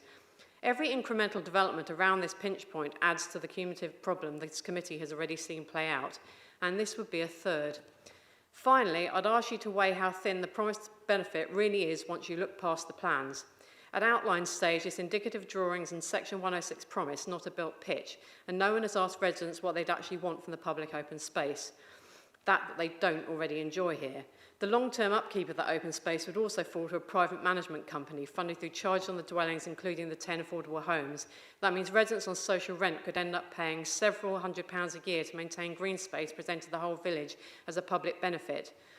I'd urge real caution here. Too often with these arrangements, residents pay in for years, the promised standard maintenance doesn't materialise, and it's council enforcement left to pick up the pieces. That isn't a foundation I'd want a lasting community asset resting on.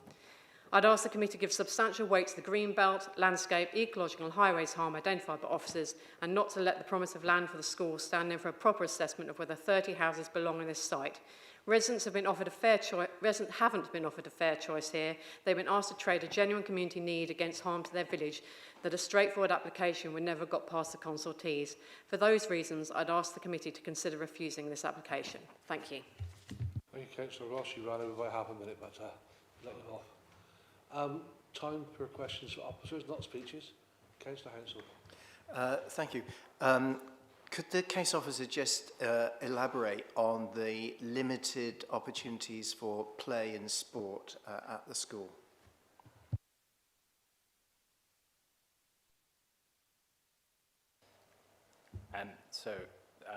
Clutton Primary School is around 125 years old. It was built at just after 1900. It's quite a limited site. It's got a detached building that sits at the centre. I might just flick back to an aerial image of the school just to help this. Yeah, you can just see in the bottom left corner there is an aerial image of the primary school. So you can see that they have a playground that surrounds the school, mostly related at the back of the site. There's staff cars that park on the left-hand side of the site, so that takes up a fair bit of space whilst the pupils are in school. And then there's a small multi-use games area at the front of the site, between the site and Station Road. So they don't have any grass or grass pitches at the site itself, and the site is nowhere near large enough to accommodate a grass pitch. So at the minute, the pupils are taken off site when they need to use sports.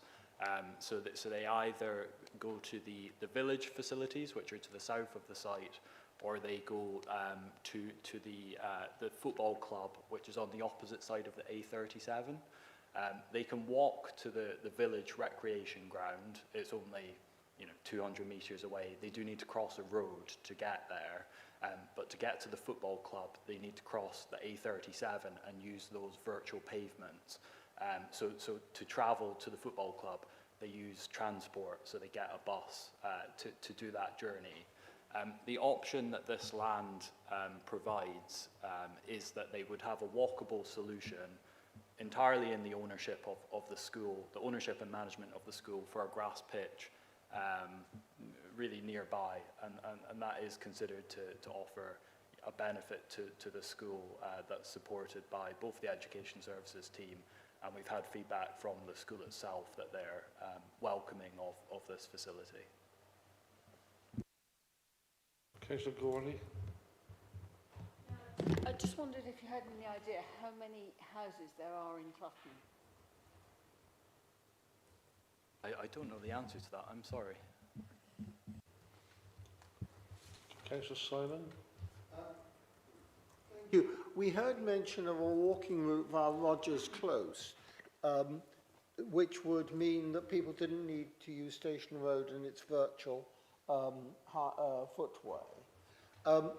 I'm wondering whether a walking route from the housing part of this development could be provided if the footpath was upgraded to all-weather to allow people to walk along the footpath but round the back of the sports field, come out onto Rogers Close and use that as a route, which I don't think would be any further, but could be a much safer route.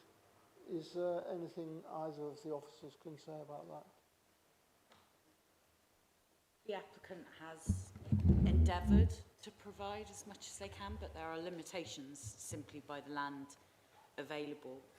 We just felt... But is there a footpath from the east field through to the west field and then onto the main footpath?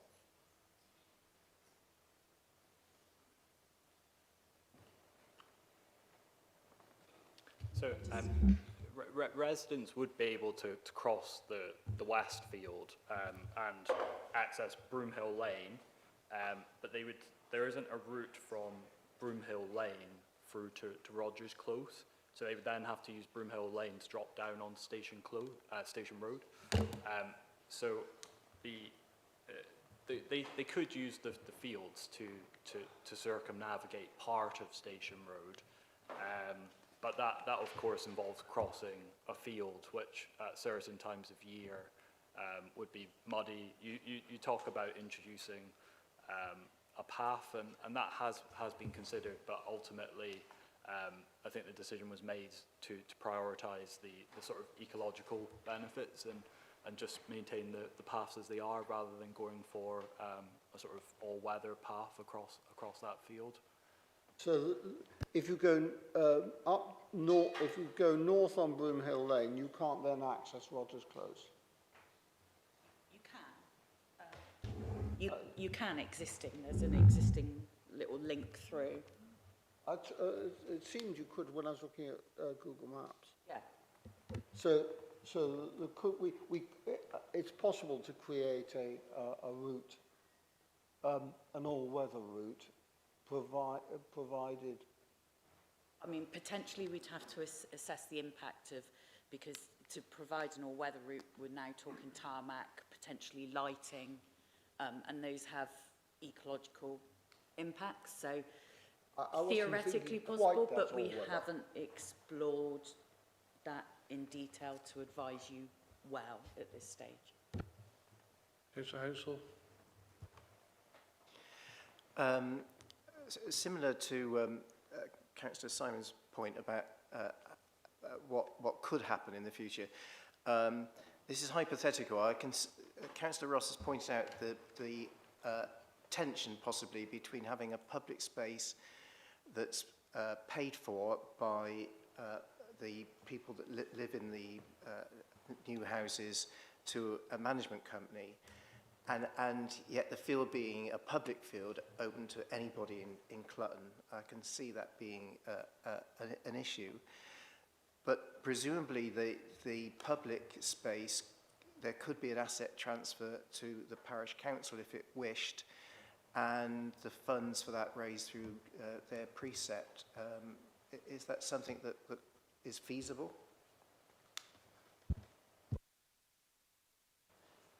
It is feasible. It's not part of the application at this stage. The options for management of the public open space have been worked through during the application process.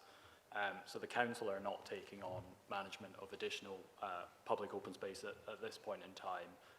The parish council are of course an option for the future, but at this point, as we've heard in the statement read out this morning, the parish council are opposed to the development, and that is causing, you mentioned tension, it's causing a tension in terms of them accepting any management of an open space which is in a development that they're opposed to. So it is possible that that is something that could be considered, if the application was permitted, it could be negotiated between outline and reserved matters stage, but at this point the parish council is not a viable option. Therefore, we fall to the private management option, which is the option that the applicant and developer have presented. We are, of course, cautious about private management and the associated costs. We've asked for further information from the applicant and developer in relation to what the costs of maintaining the development would be, and they've estimated it would be I think it was £390 per home per year. So it's not an inconsiderable sum, but at the same time that does fall below the service charge cap on affordable housing, which is around £650 per year. So those are the issues. It is possibly something that would be looked at in more detail once the scheme has sort of established acceptability by a potential outline permission. Councillor Jackson. I was on the site visit, and there was one part of the road, the lane we were walking up, that was so steep I couldn't manage it. Can you indicate in your answer where we've got a steeper gradient, because it doesn't quite come out in the presentation that as a problem for active travel? That's my first question. And the second question relates to safeguarding. It seems to be, I think, quite legitimately a concern of many primary schools, and their sports grounds and play areas are now behind fencing. Is there going to be fencing around this field? And finally, if the paths are upgraded, which would be nice, what are they going to do about the boy racers, who I'm sure exist in Clutton as well as... I can help with the boy racer comment. So part of the access includes a raised table, so it's a sort of traffic calming feature at the access as you come into the village, I guess. It will be the first what feels like more built up area within that 20 miles per hour zone. So the proposal is for one raised table, the rest are all pedestrian improvements. Councillor Crosley. I was going to respond to the other couple of points. The gradient, just so you can understand, there is a kind of constant increasing gradient from Lower Bristol Road to the east to Broomhill Lane on the west side of the site. So this is looking up from Lower Bristol Road, so that would be the housing would be located on this site. And then if I flick through, you can appreciate the gradient. You can sort of appreciate in these photos the gradient that's present on the west site. There would need to be groundworks and levelling undertaken to facilitate the sports pitches so that they had a level playing surface. But the topography is an existing situation, and that's another reason for preferring the sort of mown paths as opposed to paved paths. The highways enhancements are proposed on Station Road, so taking the alternate route to the village, not crossing the open space. In relation to fencing, landscaping is a reserved matter at this stage, so it's only indicative, but there would be a fence around the sports facilities. As you say, safeguarding necessitates a fence for lots of practical reasons. So we can assume that there would be a fence around the sports facility. The detail of that fence, how it's located, what it looks like, what height it is, would all come at the reserved matters stage. Councillor Crosley. Thank you, Chair. My question is on the sequencing of the build, and obviously they are giving the sports field as the reason to give us this extension into the green belt. So at what point in the development process will the sports field be delivered, and how will you ensure that that doesn't just drop off at the end on a viability assessment at the end of the project? So there would be a Section 106 agreement that would require, you're absolutely right, the sports facilities are fundamental to the acceptability and the recommendation before members. So the Section 106 agreement is crucial here in securing the delivery of those facilities. The term that's been agreed with the developer is prior to occupation of the 10th dwelling.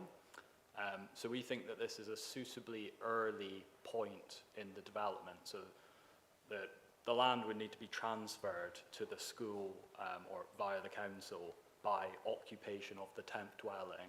So if they go back on this promise to deliver the sports facilities, they could only occupy 10 houses, which is obviously only a third of the development. So that is felt to be a good sort of leverage. So that's very interesting, prior to the occupation of the 10th. So as a planning authority, we get to the 10th building and they've still got no sign of building the sports centre. You can actually then stop the project and they won't go to the planning inspector in Bristol and say, clear off, mate, they're going to build these houses. That would, of course, be an enforcement issue and decision at that point in time, but I think there would be a very strong case for sort of injunction against the Section 106 agreement and enforcement. There might be an appeal if there was an appeal case to be made. It's possible that would happen, and we can't predetermine, the outcome of an appeal. But because of how fundamental the sports facilities are in this instance, I think the council would have a very good case in any appeal.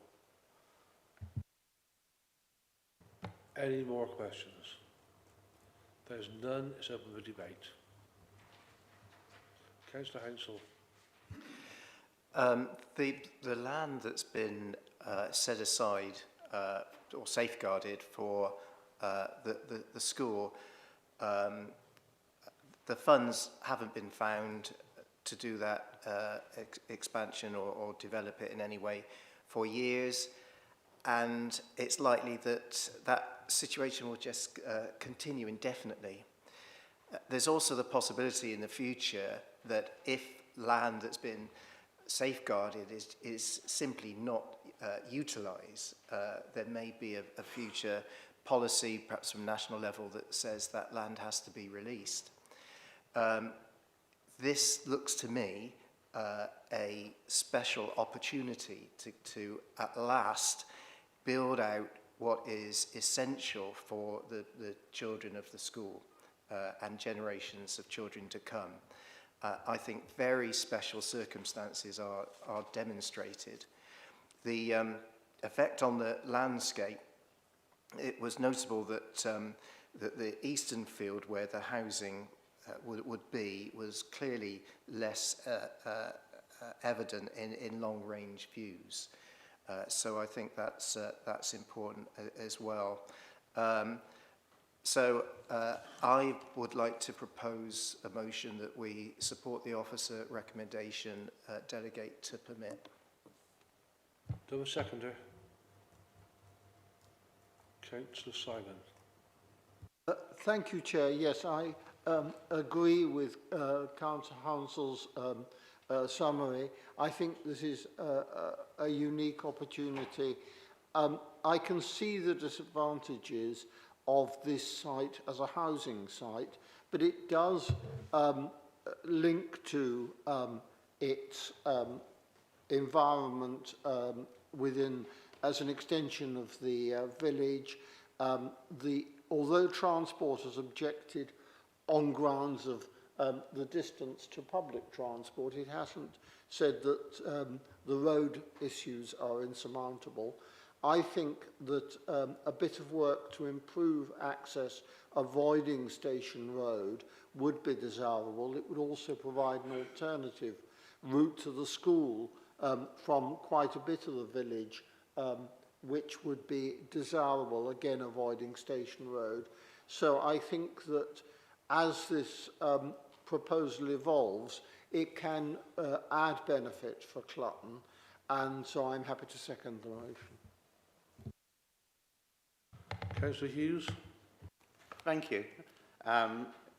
It's interesting, one of the main components of this is access, and Councillor Simon has just tried to redesign the access statement. Okay, I come to a different view on this. First of all, it is greenbelt, and we have very little space that we can protect anymore with the addition of grey belt and such like. So we need to take our obligations seriously with greenbelts. It is outside the current housing boundary, and until that changes, that will remain. Most importantly, it's not sustainable. The area has high car dependency. There's very little in terms of jobs or services. Pedestrian access is very poor. Buses are very poor. And quite importantly, this site hasn't come forward in the local plan or any of the drafts of the local plan, presumably because the officers found that it doesn't meet the sustainability criteria that's been applied to all the sites that have gone into the local plan review. Equally important, this site of nature conservation importance. The site has 7 species of bats, grass snakes, badgers, various types of nesting birds. Important factor, particularly when our ecologist has objected to the application. I'm not particularly comfortable with having to accept housing to fund a sports grounds. For me, these are 2 separate issues. The school should be supported, without a doubt, whether that's through SIL or WECA or through the schools. But I don't think we should be compromising to accept housing developments that, if they're not suitable, to fund a sports ground. Most important, I mean, highways have objected, and typically, if highways object, we should take that seriously because the bar is set very high for highways. It normally has to be set at severe before highways object. The landscape advisor has objected, the ecologist has objected. So for me, this outline application lacks sufficient information to be able to make an informed decision, and certainly it doesn't mitigate the concerns raised by our experts. So I will be opposing the application. Councillor Jackson. Well, I can't speak quite as cogently as Councillor Hughes, but I think basically, if I may dare use the image, he's on the right track. It's most unfortunate the railway line has been closed. It used to take the children of Clutton to Norton Hill School and was very convenient, I'm told, by the older residents, who are also very concerned about modern housing developments in Clutton because of the change in character. I think myself, with Councillor Hughes, that if officers state an objection, we should take it very, very seriously indeed. As Councillor Hughes said, the bar is set high for highways. I think it's significant that although I've lived here for 25 years, I have only ever been to Clutton on site visits for planning applications. It's sort of off the edge of the known world almost, and it's not a sustainable location.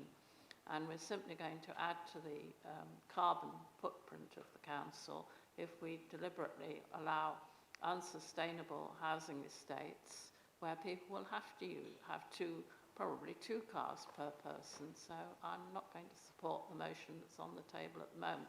I would like to know, though, by the way, if we disregard the boundaries of the housing development line and the green belt, does it have to be referred to the Secretary of State? Mr. Crosley.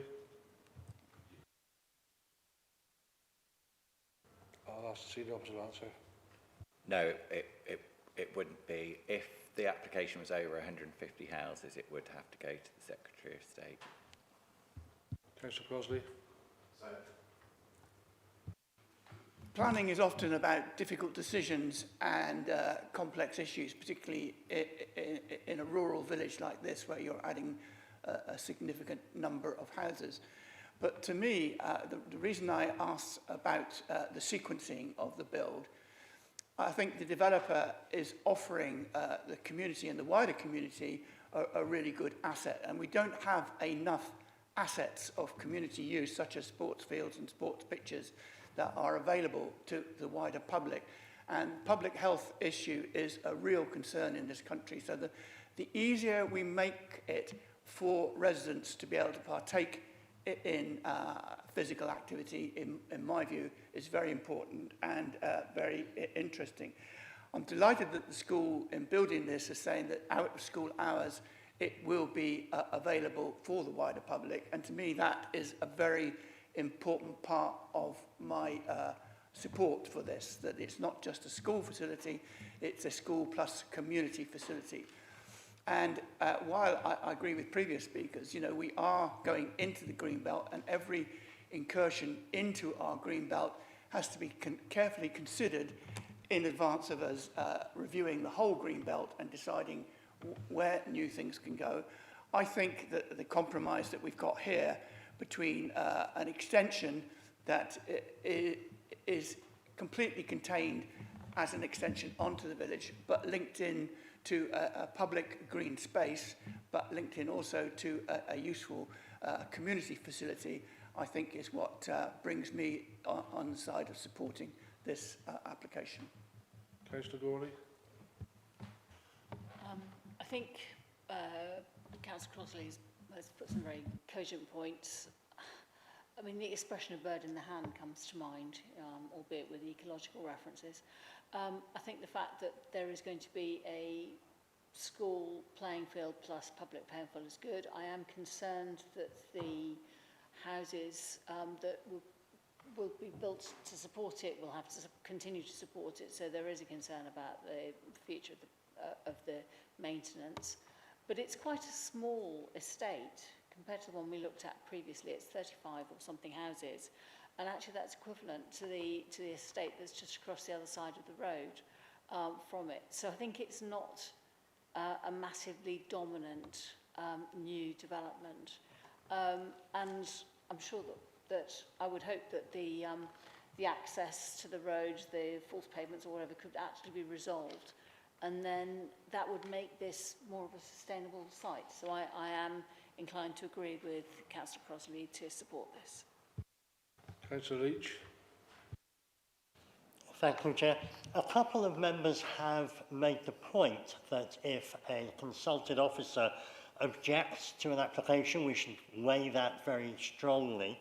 I would suggest that that has been weighed strongly in coming up with the balance. It's clear from the balance that there are strong reasons to object to the proposal, but the balance of benefits outweighs that. So I think that it is true that we should consider when objections have been made by officers, but I feel in this case those have been properly considered, and I do at this stage support the decision by the officer. Councillor Hounsell, you're going to sum up now. You're the last speaker. I just want to make just a couple of very, very quick points. Both the last application we looked at and this one, there was mention about lack of employment opportunities. The world has changed. The last census showed that in this area, about 40% of people who are employed spend at least some of the time working from home. So the employment situation, the work situation is totally different to what it used to be. And the other thing is that should this get approved today, I hope the Parish Council will adopt a very positive entrepreneurial attitude and maybe take part in this development. Okay, well, motion to delegate permit. Those in favour?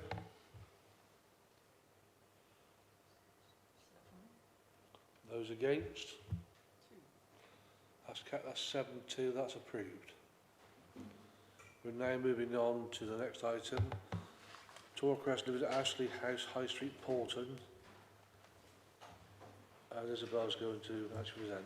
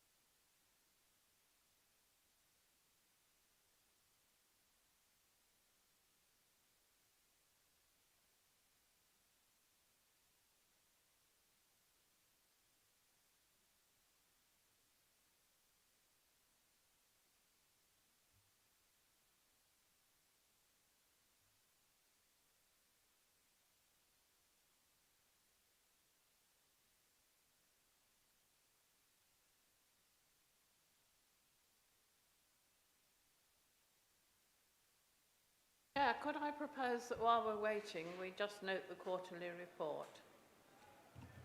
Yes, probably a good idea. I propose we note the quarterly report. Okay, we all okay with that? Yes, thank you. Quarterly report's noted. We could probably do appeals as well. And we do appeals at the same time. Yes, it's just worth noting on the appeals, we've had 14 appeals come in since the last committee, all which were dismissed. So I think that's sort of from the last few the last few committees where there have been a few overturned. I think we all deserve a bit of a pat on the back for defending those appeals. So. Well done. Hopefully technology will come up now.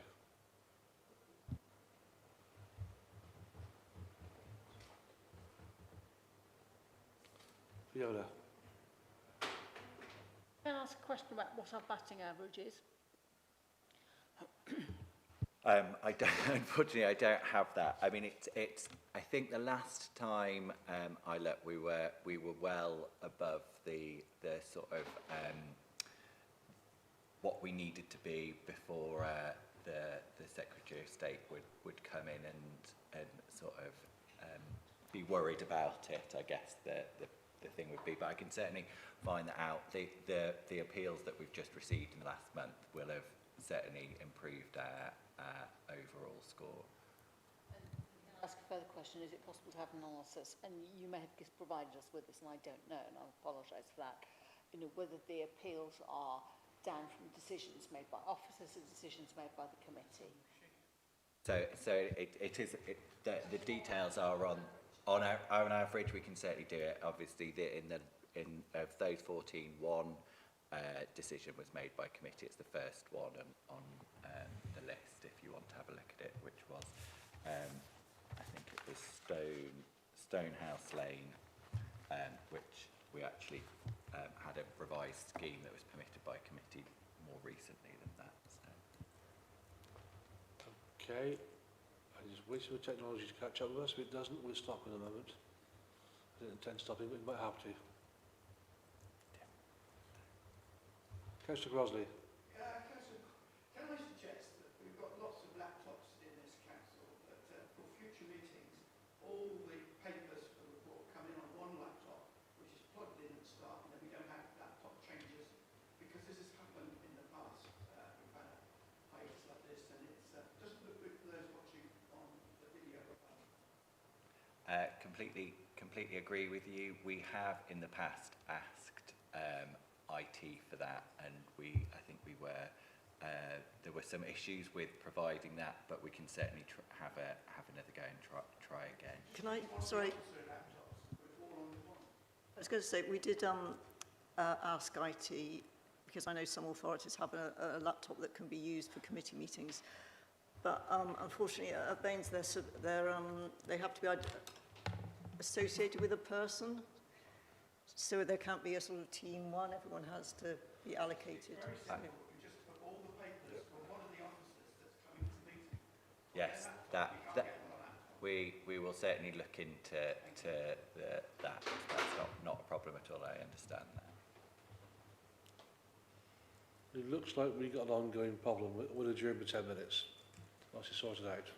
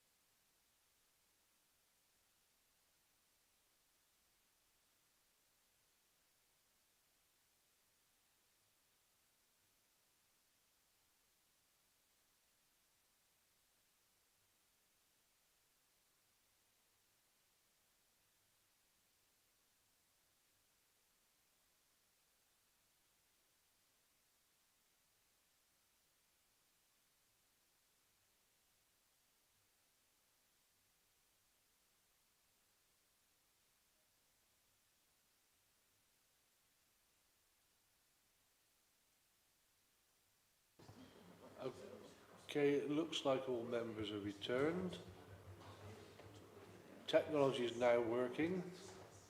We will resume the meeting. Isabel Down, please. Cool, thank you, Chair. So this is the application, it's a full application at Ashley House in Poulton for the erection of 4 terrace dwellings and the conversion and extension of the existing buildings on the site to create an additional 4 dwellings, so 8 dwellings in total. Just a quick verbal update, a short paragraph I actually missed out of the report in the recommendation, so it is referenced in the report, but there is a need for a Section 106 agreement for a financial contribution to off-site trees, so this paragraph should be inserted into the report. So this is the site outlined in red. On the site visit, a number of you asked me if the buildings at the back of the site, I've got them in some photos, but they were quite dilapidated ones at the back of the site, were included in the red line, and I think I said no on the site visit. They are included in the red line, so apologies for that error. They're these buildings here. But you can see that the site covers a fairly substantial area. You've got the bungalow here, and then Ashley House with the attached garages just there.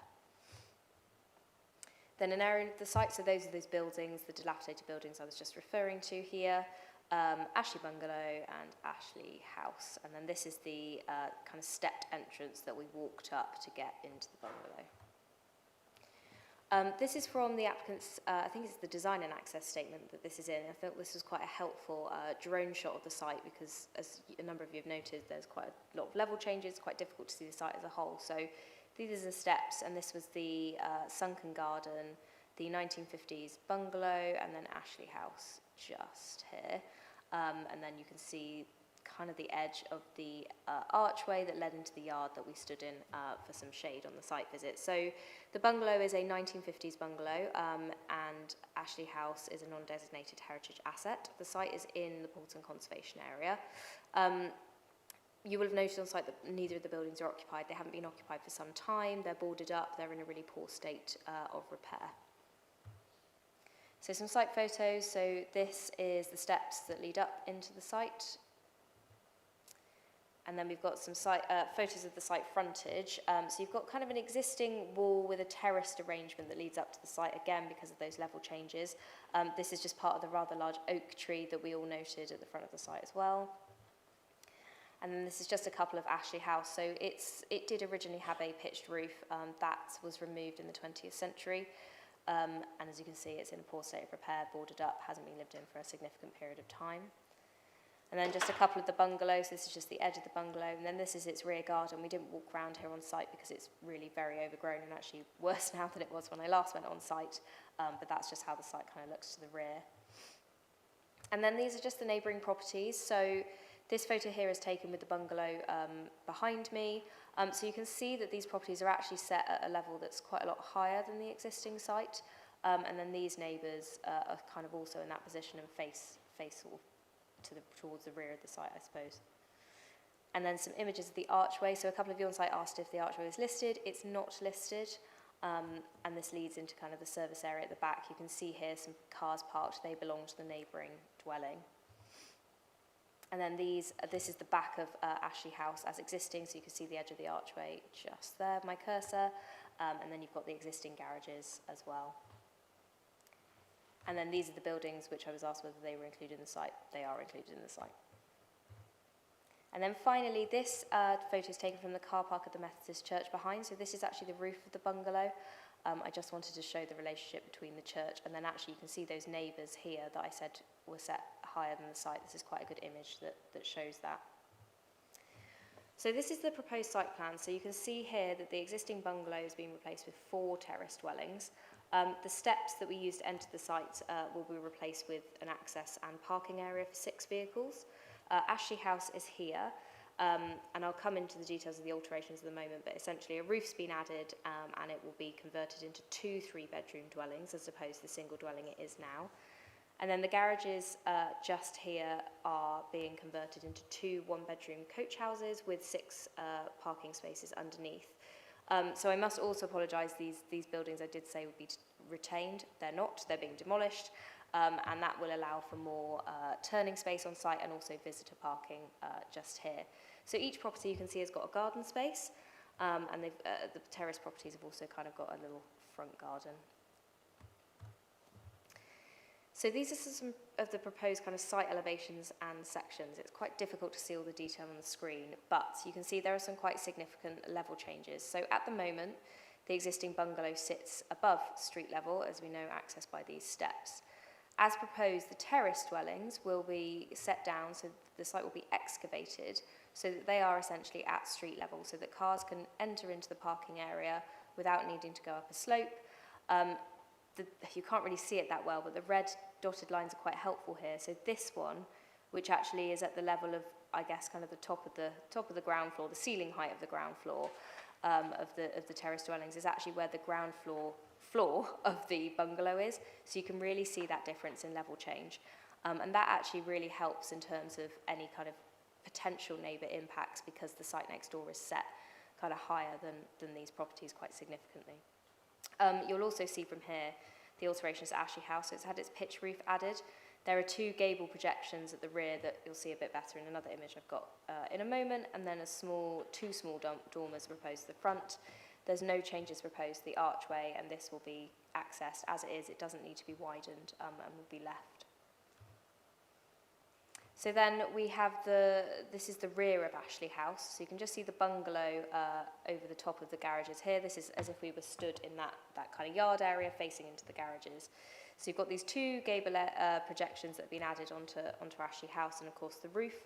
The entrance to one of the dwellings is on this side of Ashley House, and the entrance to the other one is on the other side of the house, and there's a small access through here for those people to be able to access that part of the site. You've got the 6 parking areas underneath, and then the coach house above. So this is the front of Ashley House, so you can see that the roof has been added and the dormers have been added, and there's obviously some other alterations to kind of doors and fenestration. As you've seen, the windows are falling out and there's clearly a need for upgrade, and then you can see a cross-section of the terrace dwellings just here with the coach houses behind. So turning to some details, this is the terrace dwellings. They will have reclaimed white Lias-stone cladding to the front, slate tiles. They're really traditional in appearance, and you will have seen on site there's a lot of Lias-stone in the locality, so we think that's a really positive use of material that will result in a high quality scheme. And then the rear elevation is rendered. There is also some render next door. You'll have seen those 2 neighbouring properties that I've highlighted, and we're content that on the rear that would be acceptable. They've got solar panels and obviously just aluminium sliding doors into the garden area.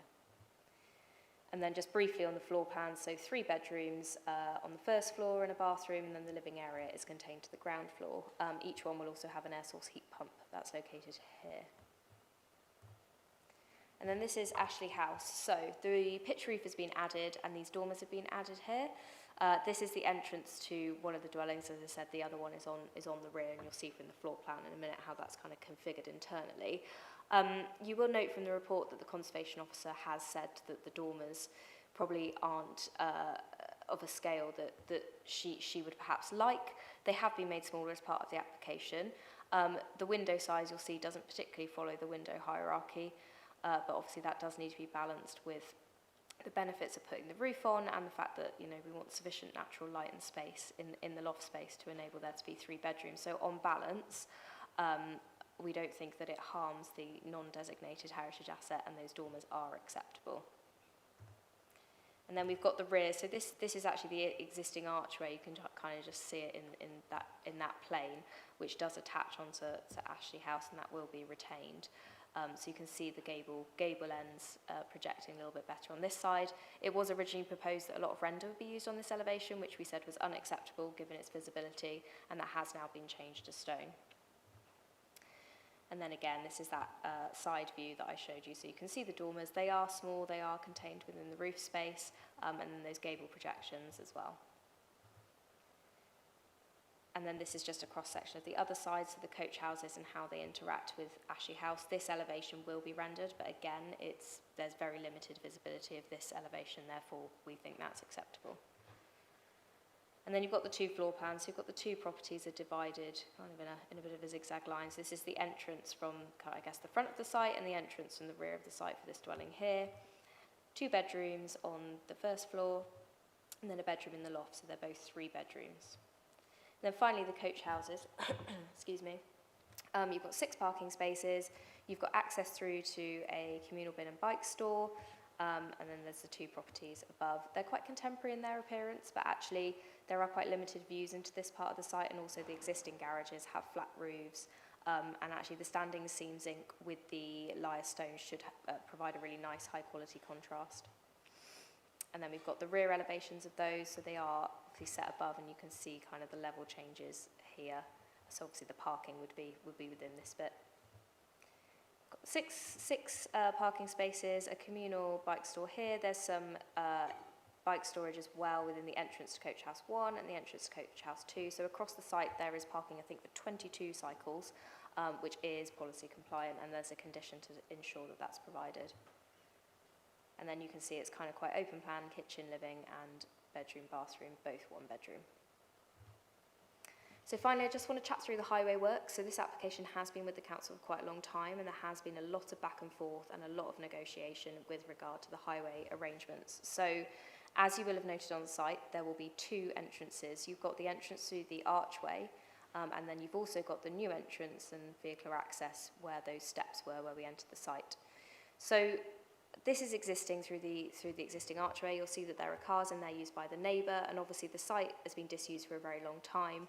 But should those dwellings be refurbished that are on site, which they could be without planning permission potentially, then those garages could come back into use. So there is already kind of an in-principle acceptance that that archway is used for vehicles coming in and out. You'll also have noted that this road is obviously one way, it's narrow, only 1 vehicle could come down, it's traffic light controlled at either end of the road.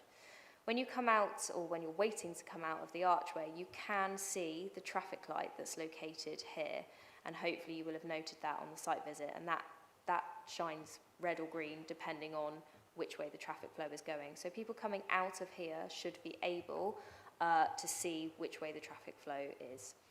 Coming out of here, the applicant has proposed a kind of a sign which has 2 arrows on it, and they've proposed that this would be integrated into existing signals, and those signs would effectively light up depending on which way the traffic was going. So people coming out of the site would know which way the traffic flow was. Having spoken to our signals team, they have some concerns about this arrangement because the kind of signal infrastructure isn't up to date, and they think it could be quite challenging to add this into the existing system.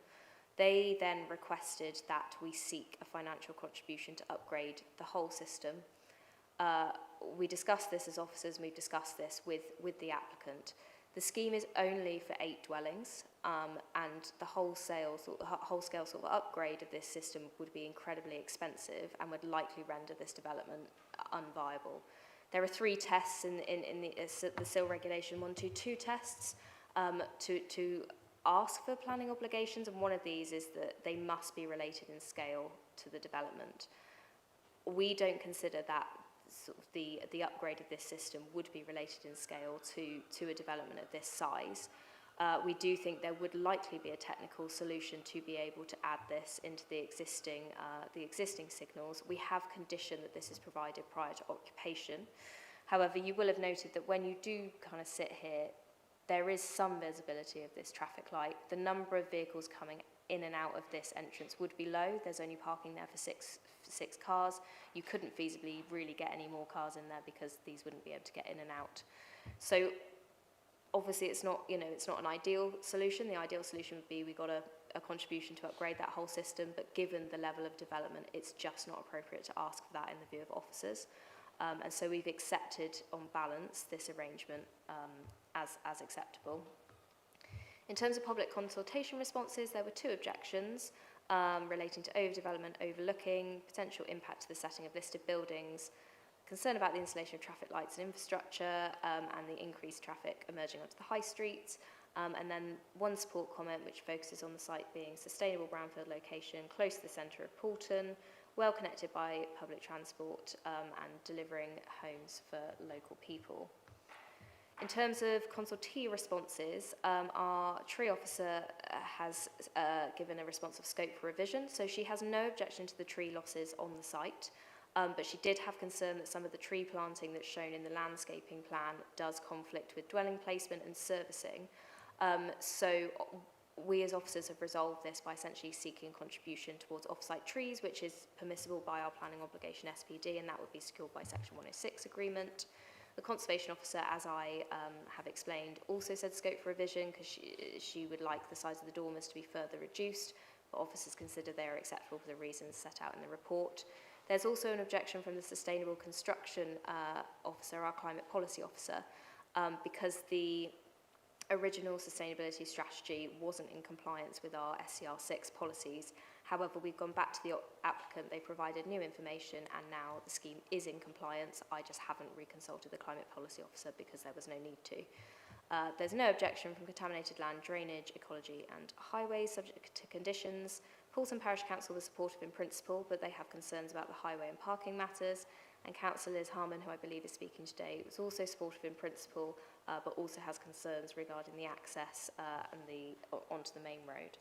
So officer recommendation, in summary, is to delegate to permit, subject to the conditions of the committee report and the Section 106 agreement.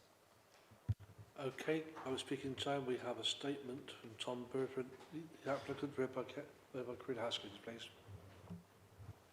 Thank you, Chair. This is a statement from the applicant, Tom Burnford. Thank you, Chair, members, for allowing me to submit this statement today. I am the lead designer for this proposal and a director of Tallcrest Limited, the applicant. I'd like to make 4 brief points. Firstly, this application represents 3 years of collaborative work. Throughout that time, we have worked closely with your planning officers and specialist consultees. Every significant issue raised has been addressed through further work, revised drawings or additional technical assessment. The scheme has evolved through revisions to its architecture, conservation approach, highway strategy, drainage, ecology, sustainability and landscaping. At every stage, our aim was to provide the best possible scheme. I believe this application demonstrates the planning process working exactly as it should, a constructive partnership between the applicant, consultants and the council to refine the outcome. Secondly, this is a project rooted in stewardship. Ashley House has been part of my family's story for 4 generations. My father grew up there, my grandmother before him, and my great-grandfather ran the family's printing business from these grounds, stretching back into the 19th century. Today, I have the privilege and the responsibility of being the 4th generation entrusted with its future. That history creates no special entitlement, but it does explain why we have cared so much about getting this right, and why our ambition has always been to leave the site in a better condition than we inherited it. Thirdly, we wanted to create something that genuinely benefits Poulton. This proposal would provide 8 high-quality new homes in a sustainable location at a time when Bath and North East Somerset faces a significant housing shortage. But we wanted it to achieve more than simply delivering housing numbers. For many years, this has been a vacant and deteriorating site at the heart of the village. We now have the opportunity to restore Ashley House, regenerate a neglected part of the conservation area, and create 8 homes where families can put down roots and become part of the life of Poulton. That is why we chose to restore Ashley House, reinstate its traditional roof form, and use locally appropriate materials throughout. I hope members can recognise the care that has gone into those decisions. And finally, I'd ask members to recognise the process that has brought us here today. Every technical issue has been independently examined by the relevant specialists. That includes the highways matters. Following detailed assessment, revisions to the scheme and independent review by the Highway Authority, the proposals are now considered acceptable. The recommendation before you reflects years of careful collaboration and professional scrutiny. For my family, this isn't simply a development site. It is also not a scheme designed simply to maximise numbers. It is an investment in the long-term future of an important part of Poulton. Thank you, and that's a statement read on behalf of the applicant, Tom Burnford. Councillor Liz Hardman. Liz, you have 5 minutes when you start speaking. Good afternoon, Chair and members of the committee. I'm very glad we got the PowerPoint running because I thought Poulton was fighting back in its own way. Anyway, Poulton Parish Council, local residents, Councillor Grant Johnson and I are all supportive of the residential element of this proposal. The homes are well designed and provide a good mix of housing types, and in particular, the one-bedroom properties help address an identified housing need within Poulton. Located within the historic core of the village, the scheme has the potential to conserve, enhance, and, as been said, significantly improve the character and appearance of this part of Poulton. However, our concerns relate to the highway implications of the development. The site fronts onto a very busy high street, which serves as a key arterial route linking Bristol, Bath, Midsummer Norton, Radstock to Poulton and onwards. Development sits within the existing one-way traffic management system, where traffic volumes are already considerable, particularly at peak times. Even minor delays can quickly result in significant congestion along the high street. Bain's own traffic signals team has advised that the wider traffic signal system would ideally require upgrading, and we've heard about this, but it's acknowledged that the scale and cost of such works would not be practical or proportionate for a development of this size and could ultimately threaten the viability. And I think all parties have accepted this on balance. However, the question therefore is whether the proposed mitigation measures are sufficient. The two site access points each present different challenges. Now, this one has not been mentioned in the report presented today, but it is in the papers. The southern access, that is the one by the pedestrian steps, is located in the middle of the traffic control section of the high street. So drivers are not aware which way the traffic is moving. Drivers emerging from the site may struggle to identify the prevailing priority within the bidirectional shuttle system, making safe manoeuvres difficult. The applicant proposes vehicle-activated signs, VAS, to address this issue. However, there remains a lack of clarity regarding exactly how priority will be communicated to drivers leaving the site and how potential conflicts, including the risk of head-on collisions, will be avoided. Furthermore, Bain's traffic signal officers have questioned the effectiveness of this approach, considering this technology is outdated. It's also unclear whether the proposed VAS solution can be delivered in practice. If it cannot, the southern access may need to operate as an entry-only route, requiring a significant redesign of the scheme. Concerns have also been raised regarding the northern accent, which we've had presented here today, through the archway from the High Street. It appears unlikely that this access can comfortably accommodate two-way vehicle movements. Adequate visibility displays are therefore critical to ensure vehicles do not have to stop on the highway while entering or leaving the site. And in our view, the proposed visibility arrangements require further improvement. And it's said there are challenges with this entry through this archway. It has not been used for quite some time. There are one or two garages that are used, and very rarely do I see cars from these garages entering or leaving the site. So this is another area of concern. Highway officers, and we've heard this, have concluded that the number of vehicle trips generated by the development is unlikely to have a severe impact on the wider network. However, I hope members observed during Monday's site visit how quickly traffic volumes can build up, even during the middle of the morning. Should planning permission be granted, it is essential that the detailed traffic signal design and access arrangements are fully resolved and demonstrated to be safe before development is allowed to proceed. In conclusion, I would ask members to carefully consider these questions. 1. Are the proposed traffic signal arrangements genuinely viable? 2. Will the proposed vehicle-activated signs provide a safe and effective solution from the area by the pedestrian steps, and are there better alternatives? And 3, can Poulton's High Street, as a key arterial route, safely and efficiently accommodate the additional traffic generated by this development? Thank you. Thank you, Liz. Questions for officers now? Councillor Simon and Councillor Hughes. Thank you. Yes, I'm very much taken with the points that Councillor Hardman made about access from the southern access. Let me start by asking which condition in the condition list covers the need for effective visibility of what's going on from people exiting the southern exit. So it's condition 10, the preoccupation condition for highways works, which basically lists two plans, one of which I've shown you, and they show the visibility displays on them and also the proposed highways works. But do the diagrams include the vehicle-activated signs? And does that condition work to ensure that they are actually provided? Yeah, so those two plans do show the VAS signs on them, and it essentially says that the development can't be occupied until they are provided. So it would be in the applicant's best interest to get that sorted as soon as possible, because obviously they don't want to build out a site that they then can't occupy.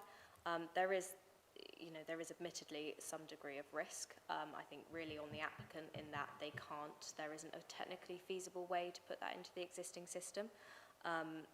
And that is something that they will have to go away and explore, but the trigger on that condition means that ultimately, if they couldn't occupy the development, they'd, I suppose, have to go back to the drawing board in terms of the plans potentially.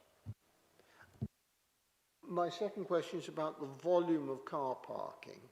There are 14 car park spaces, including 2 visitor spaces, for 8 dwellings. And I saw that there is a calculation about how that's been made up, but it seems to me that for something in the middle of the village, that's an awful lot of parking compared to what we might be looking at in Bath or similar, when Poulton is pretty well served by public transport. Can you comment on the volume of parking and whether it's essential to provide that much parking? So the volume of parking has been considered to be policy compliant. I know there was some discussion on the site visit about whether this site could be car-free or have a lesser provision of car parking. We haven't assessed that. We've assessed it as provided. So I think it would be inappropriate of me to comment and say, well, the development could have less car parking spaces without us being able to fully assess that. Councillor Hughes. Thank you. I'm just looking at when you look at that parking area that's causing the issue, adjacent to it is another building that seems to have 4 parking spaces. What's the arrangement for that building? So that is a similar arrangement, and I believe, and I didn't check this when we went on site, but I do think there's also one of those directional signs that goes either way for the development next door. So they have a similar parking arrangement at the site next door. So is there potential for this to become more viable if you combine a system that takes into account all the parking in this road rather than just this one particular area? So if we were going to upgrade all of the signals on this, I guess, signal network, Claire will probably tell me that there's a much more technical term for it, but this development would be responsible for paying for that. We couldn't go to developments that have already happened and already been built and say that they had to pay towards that. So it would be the sole responsibility of this development. We don't consider that that's proportionate to the scale of the scheme. So it's kind of not about all the parking being merged together. It's about who would pay for that and who would be responsible for paying for that. And just finally, and if this were to be developed in the way they've suggested and it doesn't work, what happens then? So it has to work for them to be able to discharge that preoccupation condition.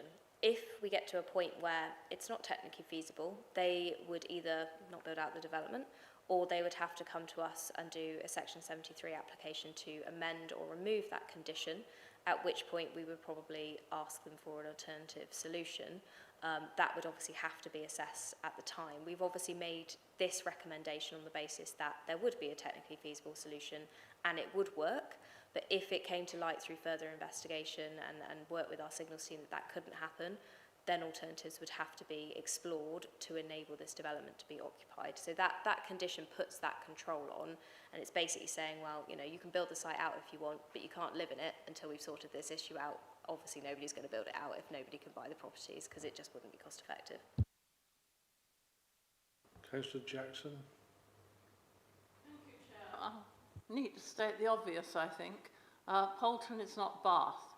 and the requirements of people to have a car are consequently quite different. I don't myself consider that it's got an excessive number of car parking spaces, but I am wondering maybe an appropriate condition might be to have a car club and an electric charging point. But I'm not quite sure how vehicles here would get charged up. So building regulations covers electric vehicle charging now, so there would be a requirement for EV charging. In terms of a car club, the development's not of a scale that we would consider a car club to be appropriate, and I don't know if this is in a location that a car club would typically operate. So it's not something we've explored. It's not required by policy. Councillor Gawley. Yeah. If you say that the development next door has got this similar sort of directional signing, do we know how well that works is one question. And I suppose another question, maybe it's part of debate, that the nearby car park behind the shops could potentially be the site of a car club, possibly.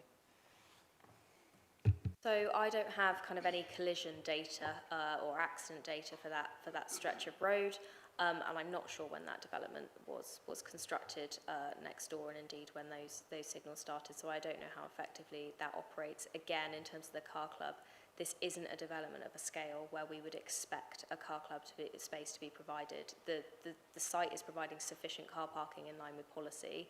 It's a scheme for 8 dwellings. Again, I think in terms of the SIL Regulation 122 test, we would struggle to justify that, or my professional opinion is that we would struggle to justify that as a proportionate contribution. And you know, the car park on the other side of the road isn't in the ownership of the applicant. It's not in their gift. So I think that would be quite challenging. Councillor Jackson. Understood correctly, there is no pavement in front of the site, but they're going to take the line back to create a footpath. Yes, sorry, I'm just flicking this back. So there won't be a footpath, but the line of the wall, you'll have noticed on site, it's quite hard to see because it was really overgrown, and there was that large tree, is kind of terrace. So that will be pushed back, and a sort of taller boundary wall will be provided, similar to sort of other developments down the street, and existing arrangements. So it won't be a footpath. People in the development could obviously go through and walk out of the rear of the site, but there's no pavement proposed as such on this side of the road. I'm just going to go back to the highway works plan. There we go. And there's no, yeah, this one kind of shows it as well. There's no pavement shown outside the house, but that is pushed back to maintain the visibility space required. Councillor Simon.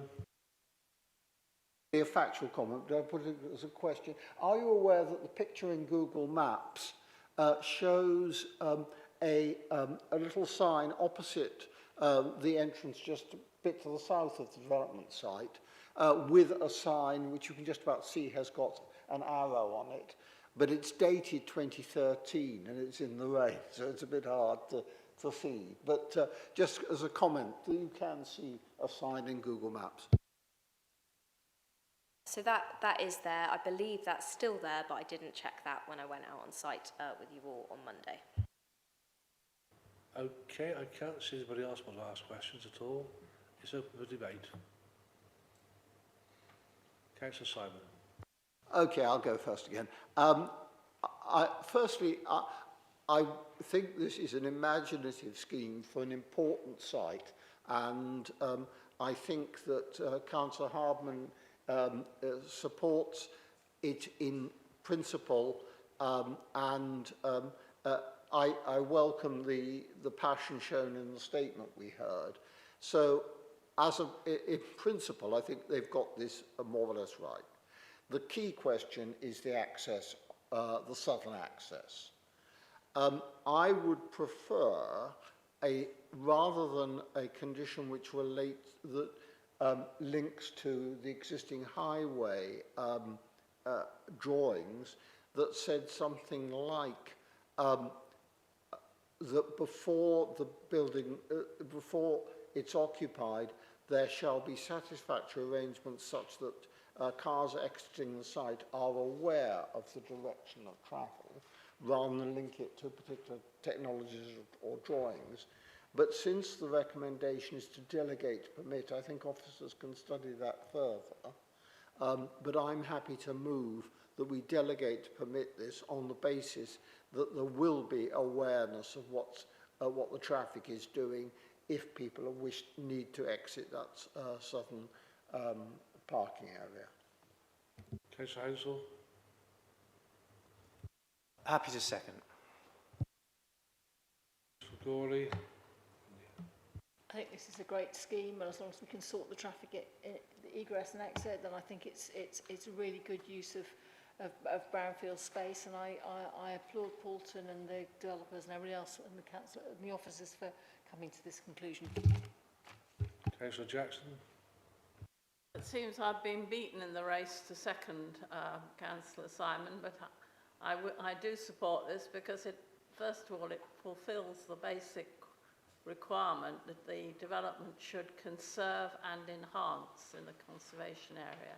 And this area has been, well, it seems to me it's been a bit of an eyesore for a long time, and it's only going to get worse. And it has the additional advantage that a historic, non-listed legacy building is going to come into useful, useful use, sorry about that, we've had a long session. It's going to provide useful housing, so I'm in full support.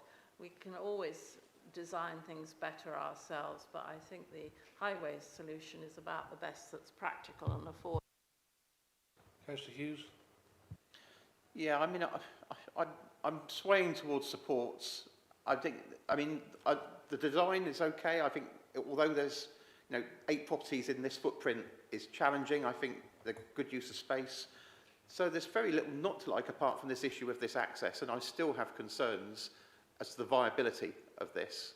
I will support this provided that we're sure that we have got the correct safeguards in place to ensure that no occupation can happen until we're 100% sure that this access is viable and working. On that basis, I will be supporting it. Councillor Crossley. Thank you very much, Chair. I think this was a very useful site visit, and I personally like the move that we're having of going to site visits before they come to committee. It gives us a much better debate. I think this was a very interesting location. You've got a lot of challenges in it, and I think the case officer has worked with the developers to come up with a really imaginative and well thought through and, in my view, an excellent scheme, given the fact that we never get exactly what we want from a scheme. We always have higher ideals, but those higher ideals have to be met with commercial viability for the developer. And I think what we've got here is a really good addition for this community in the way that it works with the street, the way it works with the development building, and I really like the idea of the small flats above the garages. I think that's something that we could look at elsewhere in this authority, because there is a need for small houses. There's a large number of single people that don't want to go into shared accommodation. They'd like to be able to buy a small flat for themselves. So I think this is a win-win situation, and a big commendation to the officer for the way they developed this with the developer, and I'm totally supportive of it. Simon, do you want to sum up at all? Yes. I welcome the comments made by people. On reflection, I don't think that any condition related to the southern access needs to prohibit occupation of the site. All it needs to prohibit is any vehicular access to the southern parking area. In other words, if they can't find a technical solution, it will sterilise the southern parking area, but it doesn't need to sterilise the residential occupation or the northern parking area. So I hope that officers will look again at that in drafting the final version of conditions. Otherwise, I'm happy for us to You summed up, Councillor Hughes, well, took a very reaping direction. Sorry, but I'm trying to understand whether I'm going to support this or not. And if that's the recommendation, I won't be supporting it. if they can't use these spaces, then it would require a redesign, or it's going to displace that parking into somewhere else into Poulton, which is likely to cause more problems. So can we be clear about whether it's going to, whether occupation is a component part of being able to use the site or not? Because it doesn't. The motion, Councillor Summerby, would delegate to permit, and that's what we're voting on. But is there a restriction on occupation before this? I'm going to ask Officer Advice a second, please. So I've listened to what Councillor Simons and Councillor Hughes have said, and I would suggest that we keep it as a preoccupation condition. The reason being that it is important that this gets resolved, but perhaps change the wording of the condition to say that as it is now, either this arrangement will be provided prior to occupation or an alternative arrangement which has to be agreed prior to installation and occupation with the Highway Authority and the local planning authority. I think if we were to change it to prohibit access to the southern parking area, you could end up with an area of hard standing that then can't be used, and people may just park in it anyway. That would be quite difficult for us to enforce. So I think keeping it as prior to occupation would be my advice, more sensible, but allowing that flexibility for an alternative to come forward to our satisfaction would also be sensible. So I'm happy to reword the condition on that basis if you're happy to accept that as part of your motion, Councillor Simon. I certainly am. Yes. What I'm saying is we're delegating to permit, and we've heard the basis on which that would be operated, and I'm happy with that. Okay, before we get any more trouble, let's go to the vote, please. Those in favour? 9, unanimous. That's unanimous, that's carried. And the last application on the agenda today is Little Bonner, if I'm correct. Bonner, I'm sorry. And Kate is presenting.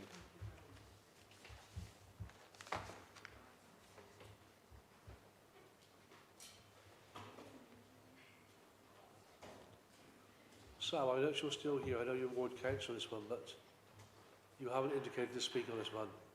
Sam, did you wish to speak on this one at all? Okay, thank you.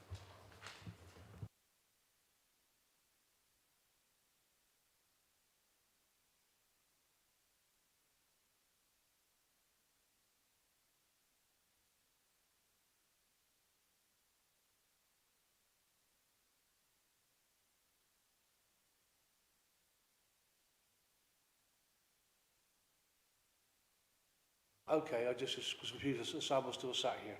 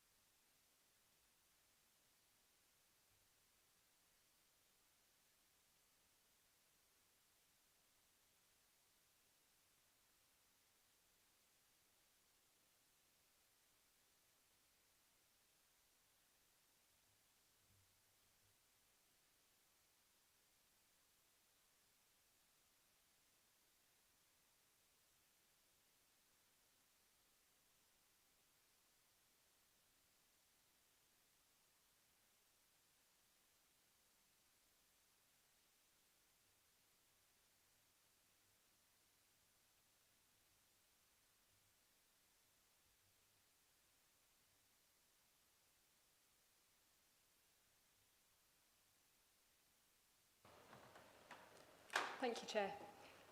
I'm bringing an application for a one-bedroomed dwelling. It's a single-storey dwelling to go in the garden of Little Bon Hill, which is located on Bon Hill Road in Bishop Sutton.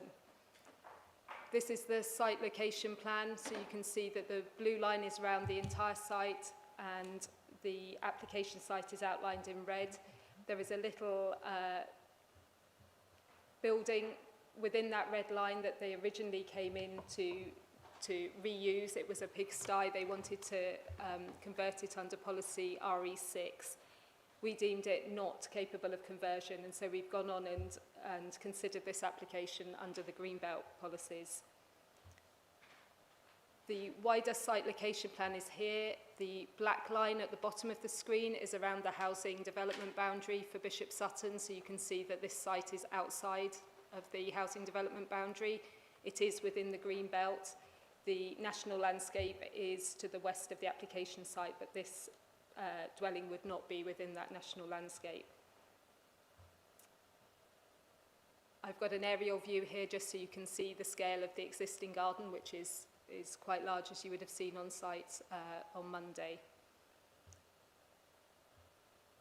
This is a close-up of the site plan. It shows the location of the proposed dwelling right at the bottom of the screen, outlined in red. A new vehicle access would be created onto Bon Hill Lane, which you can see with the gap in the hedgerow. There would be some ecology works and some hedgerow works, but ecology raised no objections subject to conditions to those works occurring, and we'd provide the parking space needed for that one-bedroom dwelling. These are the elevation drawings, so you can see it's a very simple single-storey dwelling. It would have a sedum or wildflower roof with black timber, vertical timber cladding to it.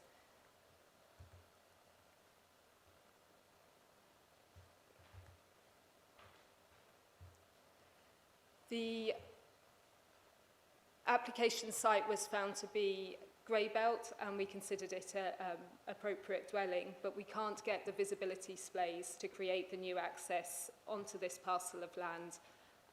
You will see, if I can, we can get the visibility to the south of the site, that's achievable, but to the north of the site we can only get, I believe that says 31 metres to the north without going across third-party land.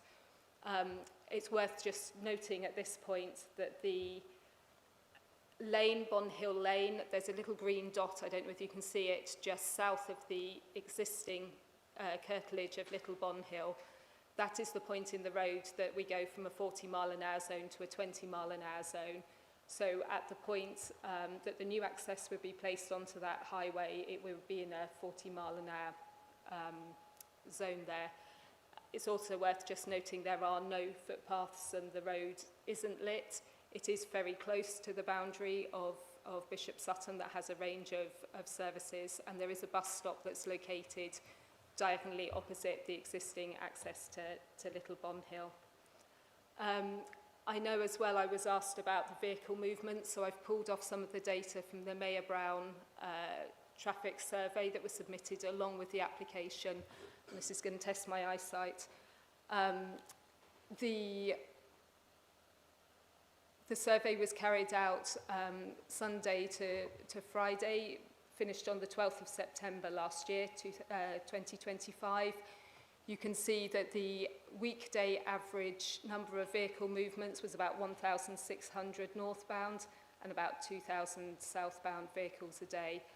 And there were, and my apologies, I can't read quite that number from here, but 360-ish vehicle movements at the peak time, which was between 4 and 5 o'clock on Wednesday, the 12th of September.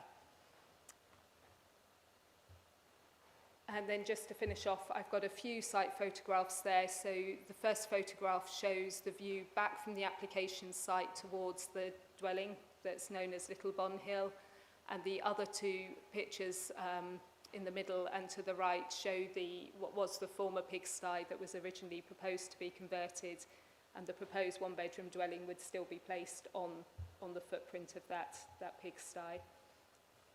So as the officer report outlines, this application is recommended for refusal because we can't achieve the required visibility displays from the new access onto Bond Hill Road. Okay, we have one statement from Reverend Barney Bonner. Karina will read it for us. Thank you, Chair. So this is the statement on behalf of the architect, Barney Bonner. Please accept my apologies for not attending in person. I appreciate the opportunity to have this statement read during the meeting whilst I'm on annual leave. The application is for a modest, single-storey detached new dwelling on the footprint of a former stone-built pigsty. The proposal seeks to provide a new 52.6 square metre dwelling, providing a one-bedroom, two-person home that meets the required minimum space standards. We fully appreciate that the proposed dwelling is outside the established settlement boundary and within the green belt. The design and access statement address both concerns in detail, and we are of the opinion that the site is not in an unsustainable location, given that local amenities, including a shop, pub and bus stop, are all less than 400 metres from the site and within easy walking distance.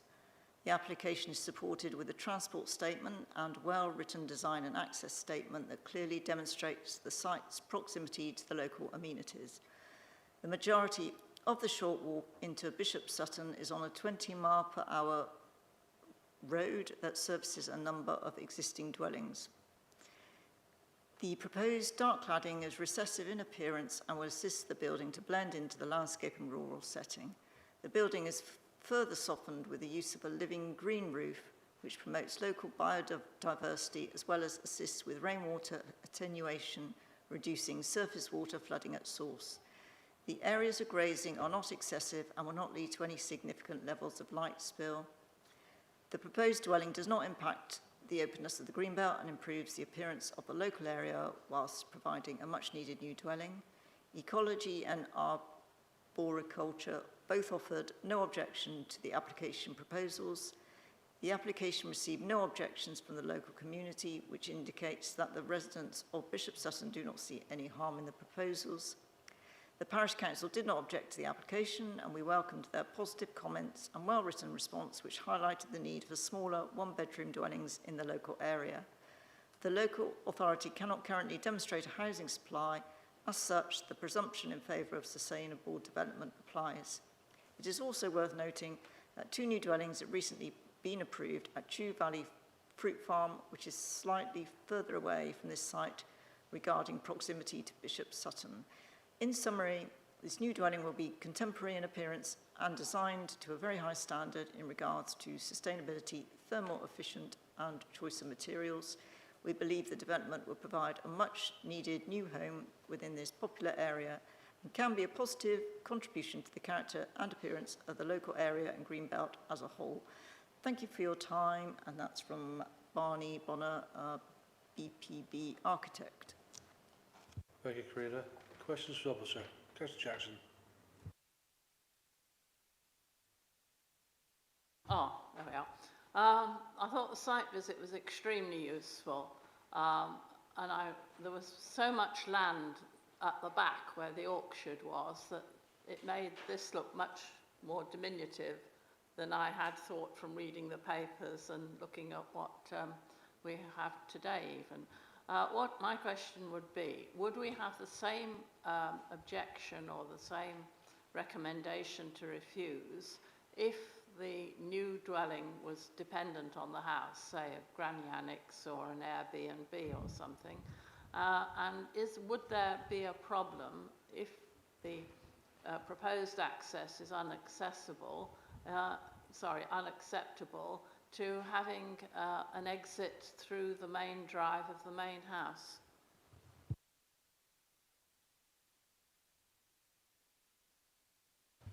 Thank you, Eleanor. So the proposal before us represents a visibility display which is about 50% of what it should be.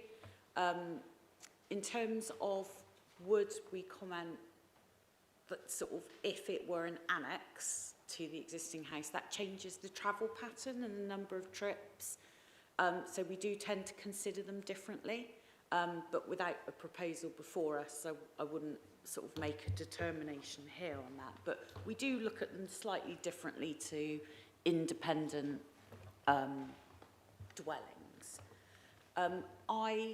As I'm sat here, I am not aware of the safety credentials of the existing access and whether or not that would be deemed suitable for an increase in use. So I can't accurately answer your question, I'm afraid. Councillor Gawley? Yes, I suppose my question was about efficient use of space. And would that be regarded as efficient use of space? But also, I suppose more importantly, is what's the special exceptional circumstances that could permit this to be built in Greenbelt, if that's appropriate? So as far as efficient use of space, we've addressed this on the basis of the application we've got in front of us. So we haven't considered whether, you know, the scope of putting more properties there. As far as the green belt, we've assessed it looking at the criteria with the backdrop of not having a housing land supply, and found that it met the criteria there to be happy to support that as a dwelling in this location. Any more questions? Councillor Leach. It seems to me that the main objection is the visibility for the ingress and exit from the new property. Is there any position along that boundary where the access point could be made that would allow them to have sufficient visibility simultaneously in both directions, or is that just not feasible? It's not due to third-party land issues. Okay, that's all the questions. Over for debate. Councillor Jackson. Well, I mean, I think the question of the speed of the vehicles going past is quite a material consideration. And there was absolutely nowhere, as I could see, but I may have missed something, I'd like to know, where how you could safely push a pram to the village, or even, you know, an ordinary person might, or a cyclist have problems with that area. And I take it nothing can be done about that anyway, so it's not a sustainable location, I don't think. Councillor Hughes. Thank you. I mean, I'm reasonably familiar with this road because it is a main route for people from my area, Midsummer Norton Radstock or the Sower Valley, to get to the airports. So it's a whether you consider that to be a rat run or not, it's an extremely busy road. The traffic survey sort of supports that. It says, you know, there is a roughly 3,600 vehicle movements past this property daily, and between 4 and 5, maximum it peaks at 386 vehicles in a single hour. The road itself is quite narrow. It hasn't got pavements, and as I say, it's a major route to and from Bristol airports. So I completely agree with the officer's view on this one. I think I think it poses, without that visibility, it poses a risk to both the occupants of this house and this that are using it. So I'm happy to propose that we accept the officer's recommendation. That's seconded. Councillor Sutton seconded. Councillor Hounslow. Thank you. Yes, I agree with everything that's been said so far. It's not a sustainable location, very dangerous exit, and no safe pedestrian way back to the main village. I would like to add to the objection, a reason for refusal is, in fact, something that Councillor Gurley alluded to, is that there are no exceptional circumstances demonstrated for this building in Greenbelt. I consider it Greenbelt, and there are no exceptional circumstances. I'd like that added to the reason for refusal. Councillor Jackson. I agree with that, yes. Councillor Sorry, I thought I was seconding. refusal to... It was seconded by Councillor Simon very quickly. Do you want to carry on speaking? Councillor Crosley? Yeah, thank you. I thought this was quite a useful site visit for the committee. When I read it all and read the report as dry words on a piece of paper, I couldn't quite see why the officer was making the recommendation they were doing. I couldn't see that from the report and looking at it. So I think going to the site visit clarified very clearly for me the reasons why she was recommending refusal. And I think that what we've got here is, as Councillor Hughes said, a very busy road. It's not just people from Radstock use this road to go to the airport. I've used this road to go to the airport myself occasionally. So it is a very busy road, and cars are travelling quite fast. I know we come into a 20 mile an hour, but up to then they're doing 40 or more, and when they get to 20, only people like me slow down to 20, and a few others, a lot of others carry on at the speed they were going. And you've got these hedges on both sides. So I think that this exit that is proposed in this application is not acceptable. I think if the applicant was looking at it further, they would put this building in with and share their own exit that is currently there without providing another one onto this busy road. So I'm quite happy to vote with the refusal as recommended by the officer. Councillor Leach. A point of detail, if I may. I mean, we've heard a couple of people say that this is a very busy road. If the peak is 386 movements an hour, that's actually about 1 every 9 seconds. So, though I don't think it does in any way alter the recommendation, and it doesn't alter my support for the recommendation, I would not consider 1 per 9 seconds a very busy road. Okay, so we're moving to the vote. We got the recommendation. Councillor Simon. In terms of the reasons for refusal, I'm very happy with the officer recommendation, but I'm not sure we'd have sound enough grounds for adding Greenbelt. So I'd welcome officer views before, as to what we should be grounding ourselves on. So on pages 176, 177, the officer has gone into detail about the assessment of the green belt and why this would not be an appropriate development in the green belt because it meets the tests in the NPPF of being grey belt and we don't have a housing land supply. So we have made an assessment about that in the report, so I'd strongly recommend not using that as a reason for refusal. From the conversation that has been had, the thing that I think does maybe differ is the sustainability aspect of the site and whether members would like that to be added onto the reasons for refusal. That is something that I would say would be something that could be included from the members' discussion. So, Mr. Hounsell. Well, I would dispute that this fits the definition of grey belt. Looking at the 3 qualifications for grey belt, and my worry is that if we don't put this in, we might come back to an estate being planned in that area because of the argument of grey belt and tilted balance and so on. So I don't see this as grey belt at all. I think it's green belt and it's inappropriate development in green belt and should be refused. Okay, so we have the original one with Councillor Hounsell on the table. Those in favour?